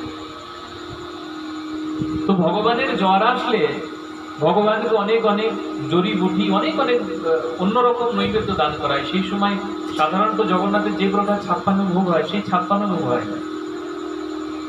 ভগবানের অনেক অনেক পাচন দ্বারা যাতে সেই জ্বর নির্মল হয়ে যায়, ভগবানের শরীর যাতে স্নিগ্ধ হয়, শীতল হয়, অনেক অনেক পাচন ভগবানকে সেবন করানো হয়। 15 দিন অব্দি ভগবান নিভৃতে থাকে। ভগবানের সেই সময় বলা হয় অনবসর কাল, অর্থাৎ সেই সময় জগন্নাথের সাথে ভক্তের দর্শন হয় না। সমগ্র মন্দির সেই সময় বন্ধ থাকে, ভক্তগণ জগন্নাথকে সেই সময় দর্শন করতে পারেন না, অনবসর কাল। এই সময়ের মাহাত্ম্য হচ্ছে ভগবান জগন্নাথ একাকী লক্ষ্মী দেবীর সাথে রমণ করেন, বিহার করেন। তো এই 15 দিন স্নান যাত্রার পর থেকে 15 দিন লক্ষ্মী দেবীর সাথে বিহার করে লক্ষ্মী দেবীর আজ্ঞা নিয়ে জগন্নাথ দেব একটু ভ্রমণে যান। আমরা যদি অনেক দিন ঘরের ভেতরে থাকি তো আমাদের ইচ্ছা করেন একটু বাইরে থেকে একটু 2 দিন 4 দিন ঘুরে আসে। তো লক্ষ্মী দেবীর কাছে গিয়ে জগন্নাথ বলেন যে প্রিয়া, আমার ইচ্ছা আমি কিছুদিন রথে করে ঘুরে আসি, তুমি যদি আদেশ দাও তাহলে আমি যেতে পারি। তো লক্ষ্মী দেবীর আদেশ নিয়ে 2-3 দিন মাত্র বলে। জগন্নাথ বলে না যে 8-9 দিন থাকবে, জগন্নাথ বলে 1 দিন 2 দিন, ওই পরশু চলে আসবো কি তারপরে দিন। লক্ষ্মী দেবী বলে ঠিক আছে, আপনার যা ইচ্ছা তাই, আপনি জগদীশ্বর, আপনার ইচ্ছার অধীন সকলে, আপনি কি আমার ইচ্ছা নিতে এসেছেন। ভগবান জগন্নাথ দেব লক্ষ্মী দেবীর ইচ্ছা নিয়ে ভগবান রথেতে ওঠেন। আষাঢ় মাসের শুক্লপক্ষের দ্বিতীয়া তিথিতে ভগবান রথেতে ওঠেন। তাহার সম্মতি লইয়া ভক্তে সুখ দিতে রথে চড়ি বাহির হইলা বিহার করিতে। ভগবান রথেতে চড়েন। আচ্ছা, ভগবানের রথেতে ওঠেন কোন বাসনায়? ভগবানের এই বাসনায় ভগবান রথেতে আসেন যে এবার আমি ব্রজেতে যাব, ব্রজবাসীর সঙ্গে মিলন হবে, ব্রজেশ্বরী রাধারানীর সঙ্গে মিলন হবে, সখীগণ, মঞ্জুরিগণ, কিঙ্করীগণ তাদের সকলের সঙ্গে মিলন হবে, এবার আমি ব্রজেতে যাব। সূক্ষ্ম শ্বেত বালু পথ পুলিনের সম, 2 দিকে টোটা সব যেন বৃন্দাবন। কবিরাজ গোস্বামী পাদ বলছেন, কি সুন্দর ভাবনা দেখেন। ভগবান জগন্নাথ দেব যে রথে যে পথ দিয়ে যান সেই পথেরও বর্ণনা করছেন। কি প্রকার পথ বলছেন? সূক্ষ্ম শ্বেত বালু পথ, সূক্ষ্ম সূক্ষ্ম শ্বেত বর্ণের বালুর পথ। মনে হচ্ছে যে যেন কেউ রূপাকে চূর্ণ করে সেই পথেতে বিছিয়ে দিয়েছে, সেই প্রকার সূক্ষ্ম শ্বেত বালু পথ। আর সেই বালুপথের এমনই দর্শন, জগন্নাথ যখন সেই বালুপথকে দর্শন করলেন মনে হলো যেন যমুনার তটের যে প্রকার শোভা, যমুনার তট দিব্যা ধরিন্দরণ্য কল্পদ্রমাদ শ্রীমৎ রত্নাগার সিংহাসন, যে প্রকার যমুনার তটে সখীগণের সাথে ভগবান বিরাজ করতেন, সখাগণের সাথে বিরাজ করতেন, ঠিক যেন সেই প্রকার সূক্ষ্ম শ্বেত বালুপথ পুলিনের সম, যমুনা পুলিনের মতো সেই পথ। 2 পার্শ্বে দেখি, আর 2 দিকে কি? 2 দিকে টোটা সব, টোটা মানে সুন্দর সুন্দর পুষ্পের বাগিচা। টোটাটা উড়িয়া শব্দ, টোটা কথার অর্থ হচ্ছে সুন্দর সুন্দর পুষ্পের বাগিচা। 2 দিকে টোটা সব যেন বৃন্দাবন, অর্থাৎ রথেতে চড়েই জগন্নাথের বৃন্দাবন স্মরণ হয়ে গেল। প্রেম সে বলো রাধে রাধে রাধে। রথে চড়ি জগন্নাথ করিল গমন, 2 পার্শ্বে দেখি চলে আনন্দিত মন। রথেতে উঠলেন ভগবান এবং ভগবান রথেতে গমন করতে লাগলেন। আর ভগবানের 2 দিকে দেখে সুন্দর আনন্দ উৎপন্ন হলো। ভগবানের রথযাত্রা, ভগবানের রথ চলছে, সকল ভক্তগণ জয় জগন্নাথ বলে হুঙ্কার করছেন, ধ্বনি করছেন। ভগবানের ইচ্ছাক্রমে কখনো কখনো রথ চলছে, আবার কখনো কখনো রথ দাঁড়িয়ে যাচ্ছে। সেই শোভাকে আস্বাদন করবার জন্য জগন্নাথ ভগবান তিনি রথকে দাঁড় করিয়ে দিচ্ছেন নিজের ইচ্ছায়। হ্যাঁ, আর এদিকে মহাপ্রভু তিনি তার পার্শ্বদগণকে নিয়ে রথযাত্রাতে এসে উপস্থিত হয়েছেন। মহাপ্রভু কি করলেন? মহাপ্রভু রথযাত্রার প্রারম্ভতে সকল বৈষ্ণবগণকে মালা এবং চন্দন যারা আভূষিত করলেন। সকলকে মালা চন্দন দান করলেন। বৈষ্ণবগণের একটি বিশেষ অপরকে স্বাগতম করা, অপরকে অভ্যর্থনা করার একটা বিশেষ প্রক্রিয়া মালা চন্দন দান। মহাপ্রভু স্বহস্তে ব্রহ্মানন্দ পুরী, ব্রহ্মানন্দ ভারতী, পরমানন্দ পুরী, অদ্বৈত আচার্য নিত্যানন্দ প্রভু, শ্রীবাস পণ্ডিত, শিবানন্দ সেন, ভবানন্দ রায়, রামানন্দ রায়, তাদের সকলকে মহাপ্রভু নিজে হাতেতে মালা চন্দন করাতেন। মহাপ্রভুর নিজ হস্তে মালা চন্দন প্রাপ্তি হয়ে বৈষ্ণবদের আনন্দ আরো বেশি বেড়ে গেল। মহাপ্রভু কি করলেন? মহাপ্রভু স্বরূপ দামোদর আর শ্রীবাস পণ্ডিতকে মালা চন্দন দিয়ে দিলেন। যত যত অগণিত ভক্তগণ আছে তাদের সকলকে মালা চন্দন করানো। আর মহাপ্রভু তিনি 7 সম্প্রদায় নির্মাণ করলেন। জগন্নাথের রথের আগে কীর্তন করবার জন্য মহাপ্রভু 7টি সম্প্রদায় নির্ণয় করলেন। 7টি সম্প্রদায়ের এখানে বর্ণনা সুন্দর আছে। কি প্রকার সম্প্রদায় দেখেন? মূল কীর্তনিয়া একজন, সেই কীর্তনিয়ার পরে গাইবার জন্য দোহার পুনঃ গাইবার জন্য আরো 5 জনকে নির্দেশ দিলেন। প্রত্যেক সম্প্রদায়ে 2টো করে মৃদঙ্গ, 2 জন করে করতাল, 1 জন করে নৃত্য করবে। এই প্রকার 7টি সম্প্রদায় নির্মাণ করলেন। 7টি সম্প্রদায়তে 14টি মৃদঙ্গ বেঁধে ওঠে। অদ্ভুত। মহাপ্রভু প্রথম যে সম্প্রদায়টা করলেন, সেই সম্প্রদায়ের বর্ণনা করছেন কবিরাজ গোস্বামী পাদ, যে প্রথম সম্প্রদায়ের মূল কীর্তনিয়া করলেন স্বরূপ দামোদর গোস্বামীকে। স্বরূপ দামোদর গোস্বামী হলেন মূল কীর্তনিয়া। তার পরে কীর্তন করবার জন্য আরো 5 জনকে রাখলেন। কাকে কাকে রাখলেন? দামোদর, নারায়ণ, দত্ত, গোবিন্দ, রাঘব পণ্ডিত আর শ্রী গোবিন্দানন্দ। এই 5 জনকে রাখলেন মহাপ্রভু স্বরূপ দামোদরের পরে গাওয়ার জন্য। আমরা দেখি না, একজন কীর্তন করে তারপরে দোহার দিতে হয়, তো এই 5 জনকে দোহার দেওয়ার জন্য রাখলেন, মূল কীর্তনের জন্য রাখলেন স্বরূপ দামোদর গোস্বামীকে। এবং সেই প্রথম সম্প্রদায়তে অদ্বৈত আচার্যদেবকে নৃত্য করবার জন্য বললেন। দেখেন, অদ্বৈত আচার্যদেব যার বয়স তখনকার দিনে, যে সময়কার কথা আমরা শুনছি, সেই সময়ে অদ্বৈত আচার্যদেবের বয়স প্রায় 76 বছর। যেই সময়ের কথা শুনছি রথযাত্রার সময়, প্রায় 76 বছরের বেশি, প্রায় 77-78 বছর।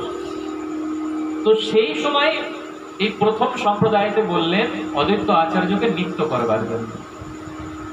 দ্বিতীয় সম্প্রদায় করলেন, সেখানে শ্রীবাস পণ্ডিতকে বললেন মূল কীর্তনিয়া, আর সেখানে গঙ্গাদাস, হরিদাস, শ্রীমান শুভানন্দ, শ্রীরাম পণ্ডিত, তাদেরকে বাসুদেব, গোপীনাথ, মুরারি, মুকুন্দ, বাসুদেব, গোপীনাথ, মুরারি, তাদেরকে কীর্তনের দোহারের জন্য রাখলেন।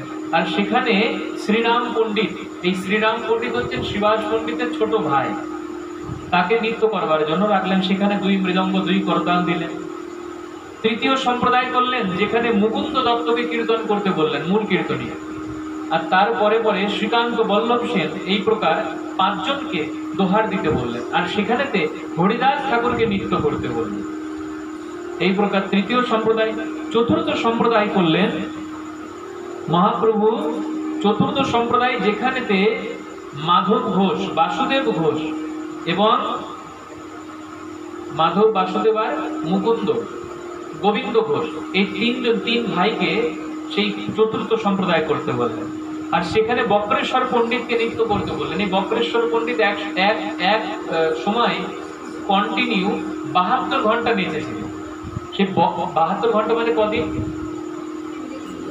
সেই 72 ঘন্টা নৃত্য করেছিলেন বক্রেশ্বর পণ্ডিত, কন্টিনিউ, কোন রকম খাওয়া দাওয়া, তৃষ্ণা, কোনো প্রকার কিছু না, 72 কনস্ট্যান্ট সেই বক্রেশ্বর পণ্ডিতকে নৃত্য করতে বললেন চতুর্থ সম্প্রদায়।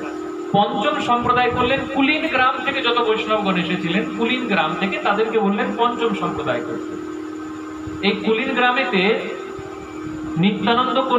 নৃত্য করতে বললেন রামানন্দ সত্যরাজকে এবং রামানন্দ। ষষ্ঠম সম্প্রদায় করলেন শান্তিপুরবাসীদের সম্প্রদায়, আর এই সম্প্রদায়তে নৃত্য করবেন শান্তিপুর আচার্যের পুত্র অচ্যুতানন্দ প্রভু। সপ্তম সম্প্রদায় করলেন শ্রীখণ্ডের সম্প্রদায়, আর সেখানে নরহরি সরকার ঠাকুর এবং শ্রী রঘুনন্দন ঠাকুরকে নৃত্য করবার জন্য বললেন। এই প্রকার মহাপ্রভু সপ্ত সম্প্রদায় 14 মাদল ব্যবস্থা করলেন জগন্নাথ দেবকে আনন্দ দেওয়ার জন্য। মহাপ্রভু দেখলেন 7টি সম্প্রদায় তৈরি, 7টি সম্প্রদায়কে আলাদা আলাদা ভাগ করে দিলেন। মহাপ্রভু বললেন জগন্নাথের রথের সম্মুখেতে 4টে সম্প্রদায় কীর্তন করবে, রথের সামনে 4 সম্প্রদায় কীর্তন করবে, রথের ডান দিকে একটা সম্প্রদায় করবে, বাম দিকে একটা সম্প্রদায়, তাহলে কটা হলো 6টা, আর পিছনে একটা সম্প্রদায় করবে। এই পিছনের সম্প্রদায় রাখলেন খণ্ডের সম্প্রদায়, শ্রীখণ্ডের যে সম্প্রদায় তাদেরকে, আবার কখনো কখনো কুলিনদেরকে রাখতেন, কুলিন গ্রামের, তাদেরকে বললেন জগন্নাথের পিছন দিকে কীর্তন করতে।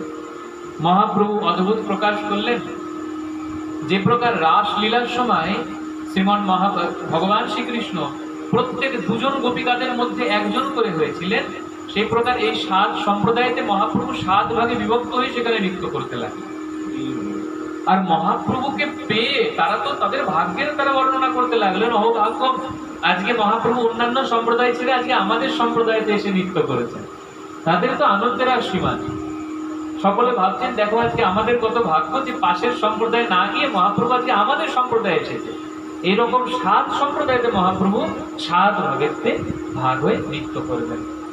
7 খাই বলে প্রভু হরি হরি বলি, জয় জয় জগন্নাথ কহে হস্ত তুলি। মহাপ্রভু 7 সম্প্রদায়তে গিয়ে হরি বল বলতে লাগলেন এবং 2 বাহু তুলে জয় জগন্নাথ ধ্বনি করতে লাগলেন। এই 7 সম্প্রদায়তে মহাপ্রভু যে ভাগ হলেন, এইটা একমাত্র প্রতাপরুদ্র দর্শন করলেন। যে প্রতাপরুদ্র মহাপ্রভুর করুণা পাওয়ার জন্য এত এত ভিক্ষা করে এসেছে, কিন্তু কোনো প্রকার করুণা মহাপ্রভু করেননি, সেই প্রতাপরুদ্রেও একমাত্র সেই 7 ভাগেতে মহাপ্রভুকে নৃত্য করতে দেখলেন। প্রতাপরুদ্র গিয়ে সেই কথা কাশী মিশ্রকে বললেন, সার্বভৌম ভট্টাচার্যকে বললেন। কাশী মিশ্র, সার্বভৌম ভট্টাচার্য তারা প্রতাপরুদ্রের কথা বলতে লাগলেন, প্রতাপরুদ্র দেখো আমরা যেই লীলা দর্শন করতে পারিনি তুমি দর্শন করেছো, নিশ্চিত আজকে মহাপ্রভু তোমাকে করুণা করবেন। যেই কৃপার জন্য এখনো তুমি পথ চেয়ে আছো, সেই কৃপা নিশ্চয়ই তুমি আজকে প্রাপ্ত হবা। এই প্রকার সুন্দর প্রতাপরুদ্র 7 ভাবেতে মহাপ্রভুকে দর্শন করলেন। মহাপ্রভু যখন জগন্নাথের রথের সম্মুখেতে নৃত্য করেছিলেন, অদ্ভুত বিকার মহাপ্রভু শরীরেতে পরিদর্শন হচ্ছিল। কবিরাজ গোস্বামী পাদ বলছেন যে অগণিত মনুষ্যের ভিড়ের মধ্যে শ্রীমৎ মহাপ্রভু সেই পথেতে দণ্ডবত প্রণাম করলেন জগন্নাথ ভগবানকে। নমো ব্রহ্মণ্য দেবায় গো ব্রহ্মণ্য হিতায় চ জগদ্ধিতায় কৃষ্ণায় গোবিন্দায় নমো নমঃ। ভগবানকে প্রণাম করলেন সেই রথেতে। নম ব্রহ্মণ্য দেবায়, যিনি ব্রাহ্মণগণের পূজনীয়, ব্রাহ্মণদের যিনি দেবতা। গো ব্রাহ্মণ হিতায় চ, যিনি গাভী গোমাতা এবং ব্রাহ্মণদের হিত কামনায় সর্বদা ব্যস্ত, এবং জগৎ হিতায়, যিনি জগতের হিত করেন, কৃষ্ণায় গোবিন্দায় নমঃ নমঃ। সেই কৃষ্ণ গোবিন্দকে বারংবার আমি প্রণাম করি। মুকুন্দ মালা থেকে তিনি স্তুতি পাঠ করতেন, জগন্নাথের সম্মুখে তিনি স্তুতি পাঠ করছেন দণ্ডবত প্রণাম করে। জয়তে জয়তে দেব দেবকী নন্দনাসৌ, জয়তে জয়তে কৃষ্ণ বিষ্ণু বংশ প্রদীপ, জয়তে জয়তে মেঘ শ্যামল কমলাঙ্গ, জয়তে জয়তে পৃথ্বীভার নাশো মুকুন্দ। অদ্ভুত স্তুতি করছে। আমাদের উচিত আমরা যদি কোনো দেবালয়ে ভগবানকে দর্শন করি, যেখানেই ভগবানকে দর্শন করি না কেন, আমাদের ভগবানকে স্তুতি দ্বারা প্রসন্ন করা উচিত। যে কোনো মন্ত্র হোক না কেন, আমাদের উচিত যে স্তুতির দ্বারা ভগবানকে, আর কিছু না জানি আমরা হে কৃষ্ণ করুণা সিন্ধু তো জানি তো সবাই, হে কৃষ্ণ করুণা, আচ্ছা কিছুই না জানলাম হরে কৃষ্ণ কৃষ্ণ কৃষ্ণ হরে হরে, হরে রাম রাম রাম হরে হরে, এটা তো আমরা সবাই জানি। মহামন্ত্রের দ্বারাও স্তুতি করতে পারি, আর যারা জানে তারা বিভিন্ন মন্দিরেতে বিভিন্ন স্তুতি করতে পারে। মহাপ্রভু স্তুতি করতে লাগলেন। এই দেবকী নন্দন দেব জয়যুক্ত হন, যদুকুল প্রতির শ্রীকৃষ্ণ জয়যুক্ত হন, মেঘের মতো শীতল শ্যাম বর্ণ কোমলাঙ্গ শ্রীকৃষ্ণ জয়যুক্ত হন, পৃথিবীর ভার নাশকারী অসুর বিনাশকারী শ্রী মুকুন্দ জয়যুক্ত হন। এই প্রকার মহাপ্রভু পুনরায় শ্রীমদ্ ভাগবতের দশম স্কন্ধের 90 অধ্যায় 48 নম্বর শ্লোক পাঠ করলেন। জয়তি জননী বাসুদেব কি জন্মবাদ যদুবার পরিষদ সৈ দুর্ভীর শ্যান ধর্ম স্থিরচর বীজ নগর সুস্মিত শ্রীমুখেন ব্রজপুরবনিতানং বর্ধয়ন কামদেবান। যিনি জীবগণের আশ্রয় স্বরূপ দেবকী গর্ভজাত বলে খ্যাত শ্রেষ্ঠ যদুবংশীয় রাজার সভাসদ নিজের বাহু বলে যিনি অধর্মকে দূরীভূত করেন সেই শ্রীকৃষ্ণ জয়যুক্ত হন। ভগবানের এই প্রকার স্তুতি করতে লাগলেন।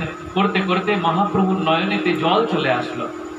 মহাপ্রভু জগন্নাথের সম্মুখেতে দাঁড়িয়ে অজস্র অজস্র অশ্রুতে নয়ন তার প্লাবিত হয়ে গেল।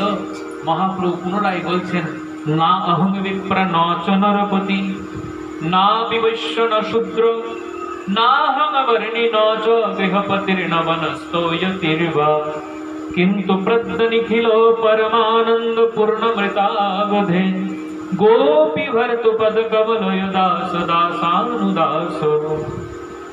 মহাপ্রভু বলছেন, হে জগন্নাথ, তুমি ভেবো না যে আমি কোনো ব্রাহ্মণ, না আমি ক্ষত্রিয়, না বৈশ্য, না শূদ্র, না তো আমি ব্রহ্মচারী, না আমি গৃহস্থ, না আমি বানপ্রস্থ, না আমি সন্ন্যাস, কিন্তু পূর্ণ রূপে প্রকাশিত পরম আনন্দ পূর্ণ অমৃত সমুদ্র তুল্য যিনি, সেই গোপী বল্লভ শ্রীকৃষ্ণের চরণ কমলের যারা দাসত্ব গ্রহণ করেছেন, যারা শ্রীকৃষ্ণের দাস, তাদের দাসের অনুদাস আমাকে তুমি চিন্তা করো। এত পরিপূর্ণ রূপী করিলা প্রণাম জোর হাতে ভক্তগণ বন্দে ভগবান। মহাপ্রভুকে প্রণাম করতে দেখে যত যত ভক্তগণ ছিল তারাও মহাপ্রভু জগন্নাথের চরণ বন্দনা করতে লাগলো। উদ্দণ্ড নিত্য প্রভু করিয়া হুঙ্কার চক্র ভূমি জয়ীছে আলাত আকার। মহাপ্রভু এমন উদ্দণ্ড নৃত্য শুরু করলেন, বলছেন চক্র ভ্রমী, চক্রের মতো ভ্রমণ করতে করতে মহাপ্রভু আলাত আকার। আলাত আকার মানে কোন জ্বলন্ত কাঠকে যদি কেউ এইভাবে শীঘ্র যদি ঘোরায়, তো সেই কাঠকে দেখা যায় না, একটা চক্রের আকার দেখা যায়, একটা অগ্নির একটা চক্রময় একটা আকার দেখা যায়। তো মহাপ্রভু এমন উদ্দণ্ড নৃত্য করতে করতে সেই চক্রের মতো আবর্তন হতে লাগলো যে মহাপ্রভুর সেই গৌর বর্ণ শরীরকে মনে হলো যেন তার আলোক আকার পরিদর্শন হচ্ছে। একটা স্বর্ণ বর্ণের একটা আলোক আকারও দর্শন হলো মহাপ্রভুকে। নিত্যে প্রভুর যাহা যাহা পরে পদতল শশাগরা মহি শৈল করে টলমল। নৃত্য করতে করতে মহাপ্রভু যেখানে চরণ নিক্ষেপ করেছেন শশাগরা পৃথিবী সেখানে সেখানে কম্পিত হচ্ছে। স্তম্ভ শেদ পুলকাশ্র কম্প বৈবর্ণ নানাভাবে বিবশতা গর্ব হর্ষ দৈন। অদ্ভুত অষ্টসাত্ত্বিক ভাবের প্রকাশ হলো। দেখেন একবার এই ভাব খুব কঠিন বিষয়। ভাব আমরা প্রায় দেখি যে আমাদের কখনো কখনো ভগবানের শিবিগ্রহ দর্শন করে অথবা কোনো বিশেষ কথা কীর্তনেতে আমাদের একটি ভাবের আবেশ হয়। ওই ভাব খুব দামি বস্তু, আর ভাবকে ঢুকে যে ভগবান একমাত্র সেই ভাবটাই গ্রহণ করে, জানেন ভক্ত। আমরা 1 ঘন্টা পাঠ শুনলাম, 5 ঘন্টা হরিনাম করলাম, ফল সেই সময়টুকুই দেবে যেই সময়টুকু আমাদের ভাবযুক্ত মন আসবে। সারা জীবন আমরা কীর্তন করলাম কিন্তু ভাব আসলো না, সারা জীবনের কীর্তনের কোনো দাম থাকবে না ভগবানের কাছে। কিন্তু জীবনে বিন্দু মাত্র সময় আমরা কীর্তন করলাম, সেই সময়টু আমাদের ভাবযুক্ত হৃদয় চলে আসলো, ভাবেতে নয়ন অশ্রু চলে আসলো, শরীর পুলকিত হয়ে গেল, হৃদয় গদগদ হয়ে গেল। তো সারা জীবন কীর্তনকারী ব্যক্তির ভাবহীন ব্যক্তির থেকে অনেক অনেক শ্রেষ্ঠ জীবনে একদিন কীর্তন যদি ভাবযুক্ত কীর্তন হয়ে থাকে। কারণ সেই কীর্তনেতেই গোবিন্দ নৃত্য করবে যেই কীর্তনটি ভাবযুক্ত হবে। সারা জীবন চিৎকার করে কোনো লাভ হবে না। মহাপ্রভুর এই ভাব এসেছে। কি প্রকার ভাব? ভাবের বর্ণনা শোনেন, স্তম্ভ। কখনো কখনো মহাপ্রভুর শরীরটা স্তম্ভের মতো, পাথরের মতো হয়ে যাচ্ছে। স্তম্ভ মানে পিলার। পিলার যেরকম কঠিন হয় সে প্রকার মহাপ্রভুর শরীর কখনো কখনো জড় শরীরের মতো কঠিন হয়ে যাচ্ছে। সে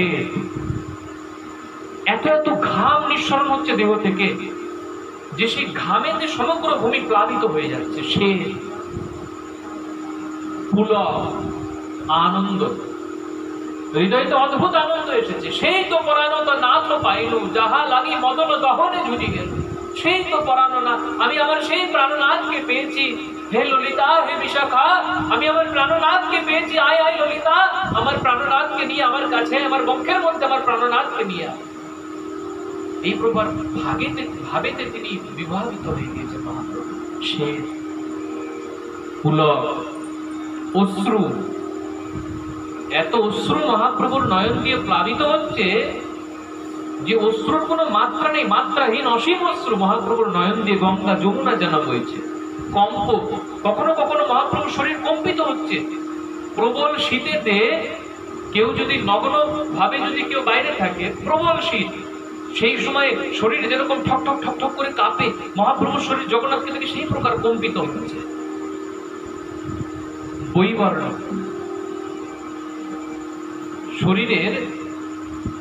শরীরের যে রং, যে বর্ণ, সে বর্ণ বৈবর্ণ হয়ে গিয়েছে। দেখবে অনেকক্ষণ যদি আমরা জলেতে থাকি, গঙ্গাতে যদি স্নান করতে গিয়ে 3-4 ঘন্টা কাটিয়ে দিয়ে দেখবেন শরীর ফ্যাকাশে হয়ে যায়। তো জগন্নাথ ভগবানকে দর্শন করে সেই প্রকার মহাপ্রভুর শরীর হয়ে গিয়েছে। এগুলো সব অষ্টসাত্ত্বিক ভাব, এগুলো কোনো কৃত্রিম ভাব না, এগুলো ভগবত কৃপাতে সাধকের শরীরেতে এই ভাবগুলো আসে, আর এই ভাবেতেই ভগবান বশীভূত হয়। সারা জীবন সাধনা করে যদি ভাবেতে যদি না আসা যায়, তাহলে সারা জীবনের সাধনা ইকুয়াল টু 0 হয়ে দাঁড়ায়, শূন্য হয়ে যায়।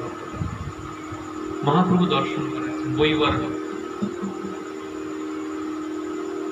গর্ব, অহংকার। কাকে নিয়ে অহংকার? এই জড় শরীরকে নিয়ে অহংকার না, এই জড় বৈভবকে নিয়ে অহংকার না, গোবিন্দকে নিয়ে অহংকার। সেই তো পরাণনাথ পাইনু, প্রাণনাথ তুমি একমাত্র আমার, এই প্রকার ভাব, গর্ব হয়। গোবিন্দকে নিয়ে মহাপ্রভুর, জগন্নাথকে দর্শন করে তার গর্ব হচ্ছে, হর্ষ, আনন্দ। মহাপ্রভু তিনি আনন্দিত হচ্ছেন। কখনো কখনো তিনি উচ্চস্বরে তিনি সেখানে হাসতে লাগছেন, আবার কখনো কখনো কান্না করছেন। হর্ষ, দৈন, আবার কখনো কখনো মহাপ্রভু দৈন হয়ে জগন্নাথের করুণা ভিক্ষা চাইছেন।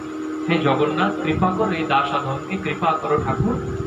এই প্রকার মহাপ্রভু বিভিন্ন ভাবেতে আছাড়ে খাইয়া পরি ভূমি গড়ি যায়, সুবর্ণ পর্বত যেন ভূমিতে লোটায়। আবার কখনো 2 বাহু তোলে, হে জগন্নাথ। মহাপ্রভু আছাড় খেয়ে খেয়ে ভূমিতে পড়ছেন।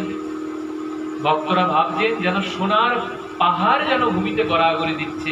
এই প্রকার আজান লম্বিত ভুজ মহাপ্রভুর শরীরকে যখন ভক্তরা দেখছে, জগন্নাথের রথের সম্মুখেতে তিনি আছাড় খেয়ে বারবার ভূমিতে পড়ছেন, জয় জগন্নাথ, জয় জগন্নাথ বলে।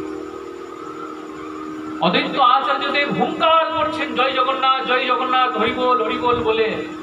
নিত্যানন্দ প্রভু দেখলেন মহাপ্রভু যদি বারবার আছাড় খেয়ে পড়েন, প্রভুর শরীরে ব্যথা লাগবে। নিত্যানন্দ প্রভু তিনি বারবার গিয়ে মহাপ্রভুর শরীরকে ধারণ করছেন। নিত্যানন্দ প্রভু সাক্ষাৎ অনন্ত, পূর্বের মতো তিনি মহাপ্রভুকে ধারণ করে রয়েছেন। কাশীশ্বর পণ্ডিত গোবিন্দ তারা একটি বেড়া করে রাখলেন মহাপ্রভুকে মধ্যস্থলে রেখে, নিত্যানন্দ প্রভুকে পাশে রেখে কাশীশ্বর পণ্ডিত গোবিন্দ দাস তারা একটি বেড়া করে রাখলেন, একে অপরের দ্বারা বেড়া করলেন, যাতে মহাপ্রভুর কাছে ভক্তগণ না চলে আসেন, যাতে মহাপ্রভুর শরীরে কোনো ব্যথা না লাগে। ভক্তগণ, এমনই সময় একটা ঘটনা ঘটলো, কি জানেন? প্রতাপরুদ্র তার সেবক ছিল, নাম ছিল হরিচন্দন। তো এই হরিচন্দনের কাঁধেতে হাত দিয়ে প্রতাপরুদ্র মহাপ্রভু সে অদ্ভুত নিত্য দর্শন করছিলেন। আর প্রতাপরুদ্র যাতে ভালোভাবে সেই নিত্য দর্শন করতে পারে, হরিচন্দন কি করছিলেন, সামনের ভক্তদেরকে বলছিলেন, তোমরা সরে যাও, মহারাজা আসেন, সরে যাও মহারাজা। তো সেই প্রকার প্রতাপরুদ্রকে দর্শন করেছিলেন। তো সরাতে সরাতে একবার হরিচন্দনের হাত পড়ে গেল শ্রীবাস পণ্ডিতের গায়ে। তো শ্রীবাস পণ্ডিতকে সরাতে গেলেন, শ্রীবাস পণ্ডিত সরছেন না, তিনিও ভাবেতে মহাপ্রভুর নৃত্য দেখছেন। তো শ্রীবাস পণ্ডিত যখন সরে না, আর হরিচন্দন তিনি প্রতাপরুদ্রকে দেখাবে বলে বারবার তিনি ধাক্কাধাক্কি করেন, তখন শ্রীবাস পণ্ডিত ঘুরে গিয়ে হরিচন্দনের গালে এক চাপড়, আর হরিচন্দনকে যখন চাপড় মারে তখন হরিচন্দনের উপর হয়ে যায়। প্রতাপরুদ্রদেব সাবধান করে, হরিচন্দন খবরদার ক্রোধ করো না, এ তো তোমার প্রতি করুণা হলো প্রভুর দাসে। মহাপ্রভুর ভক্ত সব পতিত পাবন, তারা পতিত পাবন, তারা পতিতকে উদ্ধার করবার জন্য জগতে এসেছেন। শ্রীবাস পণ্ডিতের হস্তে স্পর্শ পেলা, তোমার কত ভাগ্য হরিচন্দন, এই স্পর্শ যদি তিনি আমাকে করতেন, এই প্রহার যদি আমাকে করতেন, তাহলে আজকে আমার জীবন ধন্য হয়ে যেত। এই প্রকার হরিচন্দনকে সাবধান করলেন। ভক্তগণ, আরো কিছু কথা আছে রথে। প্রতাপরুদ্রদেব মহাপ্রভু সেই নৃত্যকে দর্শন করেছেন, মহাপ্রভু সারা মুখ দিয়ে লালা ঝরছে, নাসিকা থেকে মহাপ্রভু লালা, নাসিকা থেকে শ্বেত নির্গত, চক্ষু মহাপ্রভুর অশ্রুতে প্লাবিত, মহাপ্রভুর মুখের থেকে ফ্যান উঠছে। প্রতাপরুদ্রদেব চিন্তা করলেন যে আমি কিছু ভুল করছি না তো, ইনি সাক্ষাৎ ভগবান, তো ভগবানের মুখ দিয়ে লালা ঝরে নাকি। প্রতাপরুদ্রের হৃদয়তে কিছুটা ঘৃণা বোধ আসলো মহাপ্রভুকে দর্শন করে। এই কথাটি বৃন্দাবন দাস ঠাকুর চৈতন্য ভাগবতে লিখছেন। প্রতাপরুদ্রদেব আবার পরক্ষণে হারি হারি, ছি, এই আমি কি বিচার করছি, আমি সাক্ষাৎ ভগবানকে দেখে এই প্রকার ভাবনা করছি, হে মহাপ্রভু আমাকে আমার অপরাধ হয়েছে, মহাপ্রভু ভুল করে দাও। প্রতাপরুদ্রদেব এই দর্শন করে সঙ্গে সঙ্গে আবার যখন জগন্নাথ ভগবানকে দর্শন করছেন, অদ্ভুত বাক্য, জগন্নাথের মুখ দিয়ে লালা ঝরছে, জগন্নাথের নাসিকা দিয়ে লালা ঝরছে, জগন্নাথের নেত্র দিয়ে অশ্রু প্লাবিত হচ্ছে। পুনরায় তিনি জগন্নাথকে দর্শন করে আবার যখন মহাপ্রভুকে দর্শন করছেন, দেখছেন মহাপ্রভু নৃত্য করছেন না, সেই ভূমিতে পড়ে পড়ে জগন্নাথ ভগবান তিনি নৃত্য করছেন। জয় জগন্নাথ ভগবান কি। পুনরায় তিনি রথের দিকে যখন তাকালেন, দেখলেন রথেতে সাক্ষাৎ জগন্নাথ বিরাজিত নেই, রথের সেই রত্ন সিংহাসনেতে সাক্ষাৎ মহাপ্রভু বিরাজিত আছে। সেই খেলাতে মূর্ছিত হয়ে প্রতাপরুদ্র পড়ে গেলেন। প্রতাপরুদ্রের যখন জ্ঞান আসলো, যখন মূর্ছা ভাঙলো, তখন সেই যেই স্থানেতে মহাপ্রভু নৃত্য করেছিলেন সেই স্থানে ধুলা নিয়ে বারবার তিনি মস্তকে দিচ্ছে, মহাপ্রভু আমার অপরাধ হয়েছে, মহাপ্রভু আমি এই প্রকার হীন ভাবনা করেছি ঠাকুর। এই প্রকার প্রতাপরুদ্রের প্রতি মহাপ্রভু করুণা করেছিলেন। হ্যাঁ, মহাপ্রভু যখন নৃত্য করছেন, নৃত্য করতে করতে মহাপ্রভুর অশ্রু জল, মহাপ্রভুর শরীরের ঘাম প্লাবিত হচ্ছে, অশ্রু ফিটকির মতো বেরোচ্ছে। পিচকারি যেরকম দেয় না রং, পিচকারিতে যেরকম ছোটে, যেরকম দ্রুতবেগে ধাবিত হয়, সেই জল বা রং মহাপ্রভুর নেত্র থেকে সামান্য অশ্রু নির্গত হচ্ছে না, বিন্দু বিন্দু পড়ছে না, সেখান থেকে সিন্ধু রূপে অশ্রু নির্গত হচ্ছে, অজস্র অশ্রু নির্গত হচ্ছে। আর সেই অশ্রুতে প্লাবিত হচ্ছে যারা, তারাও অদ্ভুত প্রেম লাভ করছে। মহাপ্রভু সেই অশ্রু যাদের যাদের শরীরেতে গিয়ে স্পর্শ হচ্ছে, যাদের যাদের গায়েতে গিয়ে সেই স্পর্শ লাভ হচ্ছে, তারাও অদ্ভুত ভাবেতে জগন্নাথকে দর্শন করছে। যে ভাব তাদের আগে কখনো আসেনি, তারা সেই ভাবকে প্রাপ্ত হচ্ছেন। ভক্তগণ, মহাপ্রভুর মুখ দিয়ে যে ফেনা উঠছিল, সেই গৌরীয় ভক্তগণের মধ্যে একজন ভক্ত ছিলেন যার নাম ছিল শুভানন্দ। মহাপ্রভুর সেই মুখের ফেনা নিয়ে তিনি পান করে নিলেন। জয় মহাপ্রভু, জয় জগন্নাথ বলে মহাপ্রভুর সেই মুখের ফেনা তিনি পান করলেন। আর সেই অধরামৃত সেই ফেনা পান করে সেই শুভানন্দ তিনি অদ্ভুত প্রেমেতে ভাসতে লাগলেন। শুভানন্দর নেত্র দিয়ে অজস্র ধারা বইতে লাগলো। শুভানন্দ তিনি অদ্ভুত কৃষ্ণ প্রেমেতে নিমুক্ত হলেন। জয় সচিনন্দন গৌর হরি কি, জয় জগন্নাথ ভগবান কি। নৃত্য করতে করতে জগন্নাথের রথের সম্মুখে মহাপ্রভুর শরীরের মাংস ব্রণ সম হয়ে গেল। আমাদের শরীরে ব্রণ উঠলে পরে কি হয়, একটা স্থান উঁচু হয়ে যায় না, সারা শরীর মহাপ্রভুর কাঁঠালের মতো হয়ে গেল, কাঁঠালের গাছ এরকম। অদ্ভুত ভাব ভক্তগণ, এই প্রকার ভাব আগে কখনো হয়নি, ভবিষ্যতেও কখনো হবে না। শ্রী গৌর হরি যে প্রকার অদ্ভুত অষ্টসাত্ত্বিক ভাবের দর্শন করিয়েছেন,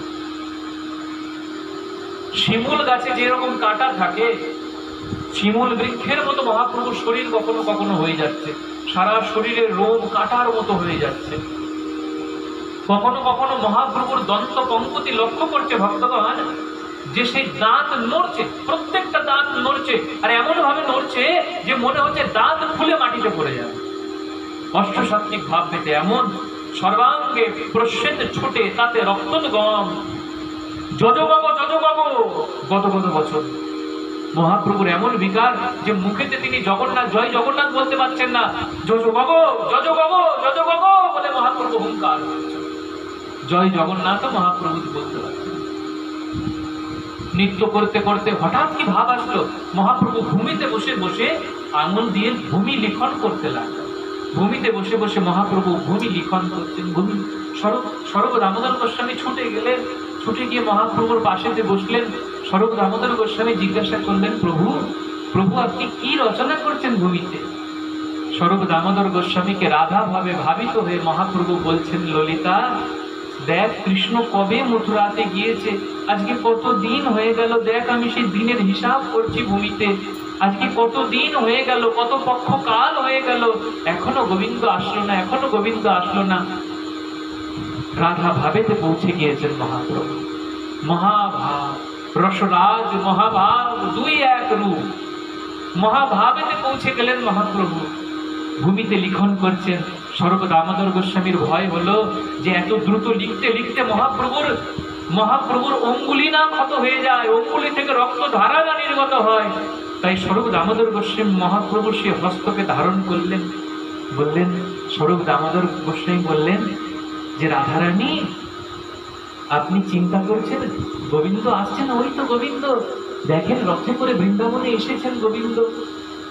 সঙ্গে সঙ্গে মহাপ্রভু যেই মাত্র জগন্নাথকে সেই রথেতে দর্শন করলেন, সঙ্গে সঙ্গে মহাপ্রভু সেই ব্রজ ভাবেতে পৌঁছে গেলেন।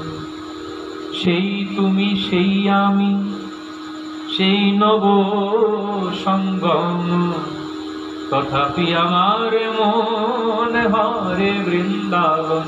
ললিতা ললিতা দেখ, ললিতা এটা আমার কৃষ্ণ না, দেখ ললিতা এটা আমার কৃষ্ণ না, নিশ্চয়ই অন্য কেউ এসেছে। কারণ ইহালোকরান্ন হাতি ঘোড়া রথ ধ্বনি, তাহা পুষ্পারণ্য ভৃঙ্গ পিক নাদ শনি।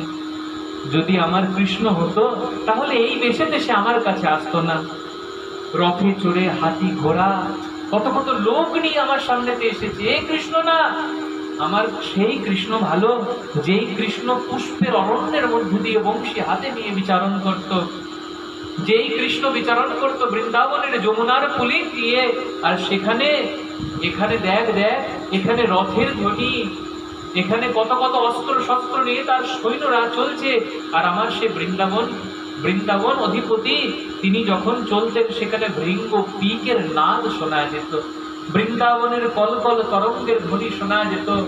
গিরিরাজ গোবর্ধনের ওপরে যে গাভীরা চড়ত সেই গাভীদের হাম্বা হাম্বা রব শোনা যেত। দেখ দেখ এর কাছে সেই কিছু শুনতে পাচ্ছি না। ইহারাজ বেশ সব সঙ্গে ক্ষত্রিয়গণ, তাহা গোপগণ সঙ্গে মুরলী বদন। এ আমার কৃষ্ণ হতেই পারে না ললিতা, কারণ যদি আমার কৃষ্ণ হতো তাহলে ওর সাথে ক্ষত্রিয়গণ কি করতো? যদি ও আমার কৃষ্ণ হতো ওর সাথে আমার গোপগণ থাকতো, ওই গোয়াল বাল সখাগণ থাকতো, সখীগণ থাকতো, গাভীগণ থাকতো, এর সাথে ঘোড়া হাতি আছে, আমার কৃষ্ণ না। না না রাধারানী, এই সেই কৃষ্ণ, তিনি এখন দ্বারকাধীশ হয়েছে, তার জন্য তিনি ক্ষত্রিয়গণ আছে, তার সৈন্য সামন্ত আছে, তার সাথে রথ আছে, এই সেই কৃষ্ণ দ্বারকাধীশ। ব্রজে তোমার সঙ্গে যেই সুখ আস্বাদন, সেই সুখ সমুদ্রের ইহা নাহি এক কোণ। ললিতা, ব্রজেতে আমার কৃষ্ণের সঙ্গ সুখেতে কৃষ্ণ দর্শন করে যে সুখ হয়েছিল, আজকে কেন জানি না আমার সেই সুখ লাভ হচ্ছে না। সেই সুখ সমুদ্রের এক কণা বিন্দু আমার লাভ হচ্ছে না। একে দেখে আমার কৃষ্ণ হতেই পারে না। আমা লইয়া পুনঃ লীলা করো বৃন্দাবনে, তবে আমার মনোবাঞ্ছা হয়তো পূরণে। ললিতা ওকে বল, ও যদি সেই কৃষ্ণ হয়ে থাকে তাহলে রাধারানীকে নিয়ে বৃন্দাবনে লীলা করুক। যদি বৃন্দাবনেতে সেই কৃষ্ণকে আমি পাই তবে আমার মনোবাঞ্ছা পূর্ণ হবে। এই প্রকার মহাপ্রভু বিলাপ করছেন। আর সেই সময় সর্বদামোদর গোস্বামী মহাপ্রভুর কর্ণের কাছে এসে এই গীত গাইছেন। সেই তো পরানো নাথ পাইন, আমি যাহা লাগে মদন দহনে ঝুরি গেল, সেই তো পরানো নাথ পাইন। এই প্রকার মহাপ্রভু সেখানে বসে শ্লোক করতে লাগলেন। নাচিতে নাচিতে প্রবর হইল ভাবান্তর, হস্ত তুলি শ্লোক করে করি উচ্চস্বর। দুই বাহু তুলে জগন্নাথকে দর্শন করতে করতে মহাপ্রভু তিনি শ্লোক করতে লাগলেন। यो कुमार हर एव हि वरस्त एव चैत्र खपा, स्ते जन्मिलित मालति सुर भयो पौर पौदुंग नीला, सा चैवास्मि तथापि तत्र सुरत व्यापार लीला विधौ, रेवारधौषि वितसित रुतले चेत समुत कंठते। সেই বৃন্দাবনের কথা স্মরণ করে যে প্রকার যমুনার কুলিনে কুঞ্জে কুঞ্জে ভগবানের সঙ্গে রাধারানী মিলিত হয়েছেন, সেই রাধা ভাবেতে শ্রীমন মহাপ্রভু তিনি জগন্নাথকে সম্মুখে রেখে সেই শ্লোক পাঠ করতে লাগলেন। ভক্তগণ, এই প্রকার মহাপ্রভু নৃত্য করতে করতে জগন্নাথকে নিয়ে আসছেন। কবিরাজ গোস্বামী পাদ বলছেন, গৌর যদি পাছে যায় শ্যাম হয় স্থিরে। নৃত্য করতে করতে মহাপ্রভু যদি পিছনে চলে যায়, জগন্নাথ দর্শন করতে না পেরে জগন্নাথের রথ সেখানেই দাঁড়িয়ে যায়। গৌর যদি পাছে যায় শ্যাম হয় স্থিরে। শ্যাম মানে জগন্নাথ। গৌর যদি আগে চলে, শ্যাম চলে ধীরে ধীরে। মহাপ্রভু যদি নৃত্য করতে করতে আগে যাচ্ছেন তো জগন্নাথ মহাপ্রভুকে দর্শন করছে না, যেন সাক্ষাৎ কৃষ্ণ রাধারানীকে দর্শন করছে। মহাপ্রভু তিনি আজকে রাধা ভাবেতে বিভাবিত হয়ে রয়েছেন। কৃষ্ণ জেনে সাক্ষাৎ রাধারানীকে দর্শন করছেন। এই মতো গৌর শ্যাম করে ঠেলা ঠেলি, শরৎ শ্যামের রাখে গৌর মহাবলী। কখনো কখনো যদি রথ না চলে, হস্তি আনা এসে হাতিও রথ চালনা করতে পারে না, পান্ডাগণ চালানোর চেষ্টা করে তবুও চলে না, যত বঙ্গের ভক্তরা তারা চালানোর চেষ্টা করে তবুও চলে না। শেষে কি হয়, রথের পশ্চাৎ ভাগেতে গিয়ে মহাপ্রভু যখন মস্তক দিয়ে যখন সামান্য একটু বল প্রয়োগ করে, রথ গড়গড় গড়গড় হর হর হর করতে করতে চলতে লাগে। এই প্রকার মহাপ্রভু জগন্নাথের রথ নীলাচল থেকে বলাগণ্ডী স্থানেতে নিয়ে আসলেন এবং বলগণ্ডীতে যখন এখন জগন্নাথ মহাপ্রভুর ভোগ হবে, তাই মহাপ্রভু চিন্তা করলেন একদিকেতে নারিকেলের বন আছে আর আরেক দিকেতে পুষ্পের বন আছে। তো সেই নারিকেলের বন দর্শন করে মহাপ্রভুর ভাব আসলো না। যখন মহাপ্রভু সেই পুষ্প অর্থাৎ জুই, মালতী, জুথিকা বিভিন্ন পুষ্পের বন দেখলেন, সেটা দেখে মহাপ্রভুর বৃন্দাবনের স্মরণ হলো। আর সেখানেতে গিয়ে মহাপ্রভু তিনি বিশ্রাম করলেন। একটি মাটির পিণ্ডা ছিল, সেই পিণ্ডার উপরে মস্তক রাখলেন, মহাপ্রভু বিশ্রাম করলেন। এদিকে জগন্নাথকে ভোগ লাগানো হচ্ছে, এদিকে যত ভোগ সব প্রসাদ রূপে গৌর ভক্তগণ পাচ্ছেন। মহাপ্রভু তিনি বিশ্রাম করে আছেন, ভক্তগণ প্রসাদ পাচ্ছেন। এরপরে প্রতাপরুদ্র আসেন মহাপ্রভুর চরণে এসে। প্রতাপরুদ্র গোপী গীত শ্রবণ করার। এরপর মহাপ্রভু প্রতাপরুদ্রকে আলিঙ্গন করেন, বলেন, তুমি মোরে দিলে বহু অমূল্য রতন, মোর কিছু দিতে নাই দিনু আলিঙ্গন। হে প্রতাপরুদ্র, তুমি আমাকে বহু অমূল্য বস্তু দান করেছো, আমার কাছে কিছু নাই, তাই আমি তোমাকে এই প্রেমপূর্ণ আলিঙ্গন দান করলাম। অর্থাৎ যে প্রতাপরুদ্র বহুকাল অবধি তপস্যা করেছিল মহাপ্রভুর কৃপা পাওয়ার জন্য, সাক্ষাৎ মহাপ্রভু তাকে অযাচিত কৃপা করলেন। যখন তিনি রাজ বেশ পরিত্যাগ করে বৈষ্ণব বেশেতে এসে গোপী গীত শ্রবণ করালেন। এরপর পুনরায় বলাগণ্ডী থেকে রথেতে আসীন করিয়ে জগন্নাথ, বলদেব, সুভদ্রা তাদেরকে নিয়ে যাওয়া হলো সুন্দর আচল অর্থাৎ গুন্ডিচা মন্দির, জগন্নাথের মাসির বাড়ি যাকে বলা হয়। সেখানেতে মহাপ্রভু জগন্নাথকে সেই সুন্দরাচল গুন্ডিচা মন্দিরেতে প্রবেশ করিয়ে দিয়ে জগন্নাথকে অনেক অনেক স্তুতি করে জগন্নাথের আরতি, ভোগ আদি দর্শন করে মহাপ্রভুর প্রভূত আনন্দ এই কারণে যে ভগবান আজকে বৃন্দাবনেতে এসেছে। সোজা রথ মানে দ্বারকা থেকে কৃষ্ণ বৃন্দাবনে আসছে, আর উল্টো রথ মানে বৃন্দাবন থেকে দ্বারকা আসছে। তাই সেই উল্টো রথে আর মহাপ্রভুর কোনো প্রকার আনন্দ থাকে না। রথেতে চড়িয়ে দিয়ে মহাপ্রভু সেখান থেকে ভক্তদের নিয়ে চলে আসে। তাই ভক্তগণ এই প্রকার মহাপ্রভু কীর্তন করতে করতে, নৃত্য করতে করতে ভক্তদেরকে নিয়ে জগন্নাথকে গুন্ডিচা মন্দিরেতে রাখলেন এবং আরতি কীর্তন আদি সংকীর্তন করে ভক্তদের সঙ্গে মহাপ্রভু পুনরায় ক্লান্ত শরীরে অদ্ভুত আনন্দ আনন্দ হৃদয়েতে ভরা, সেই ক্লান্তিতে কোনো প্রকার অনর্থ হচ্ছে না। মহাপ্রভু গম্ভীরাতে এসে প্রবেশ করলেন এবং সারা রাত্রি রাধা ভাবেতে গোবিন্দকে স্মরণ করলেন। রথযাত্রার অনেক কথা, রথযাত্রার প্রাসঙ্গিক আরো অনেক কথা, ভগবান জগন্নাথ কত কত ভক্তদের সাথে কত কত প্রকার লীলা করেছেন সেই সকল অনেক কথা। আবার যখন আমরা জগন্নাথের করুণায় সুযোগ সুবিধা প্রাপ্ত হব তখন আমরা সেই সকল কথা আস্বাদন করব। আজকে আমরা বাণীকে এখানেই বিশ্রাম দিচ্ছি। সকলের চরণে পুনরায় প্রণাম নিবেদন করে বাঞ্ছা কল্প গুরু হস্ত কৃপা সিন্ধু ভয়ে পতিতানাং পাবনেভ্যো বৈষ্ণবেভ্যো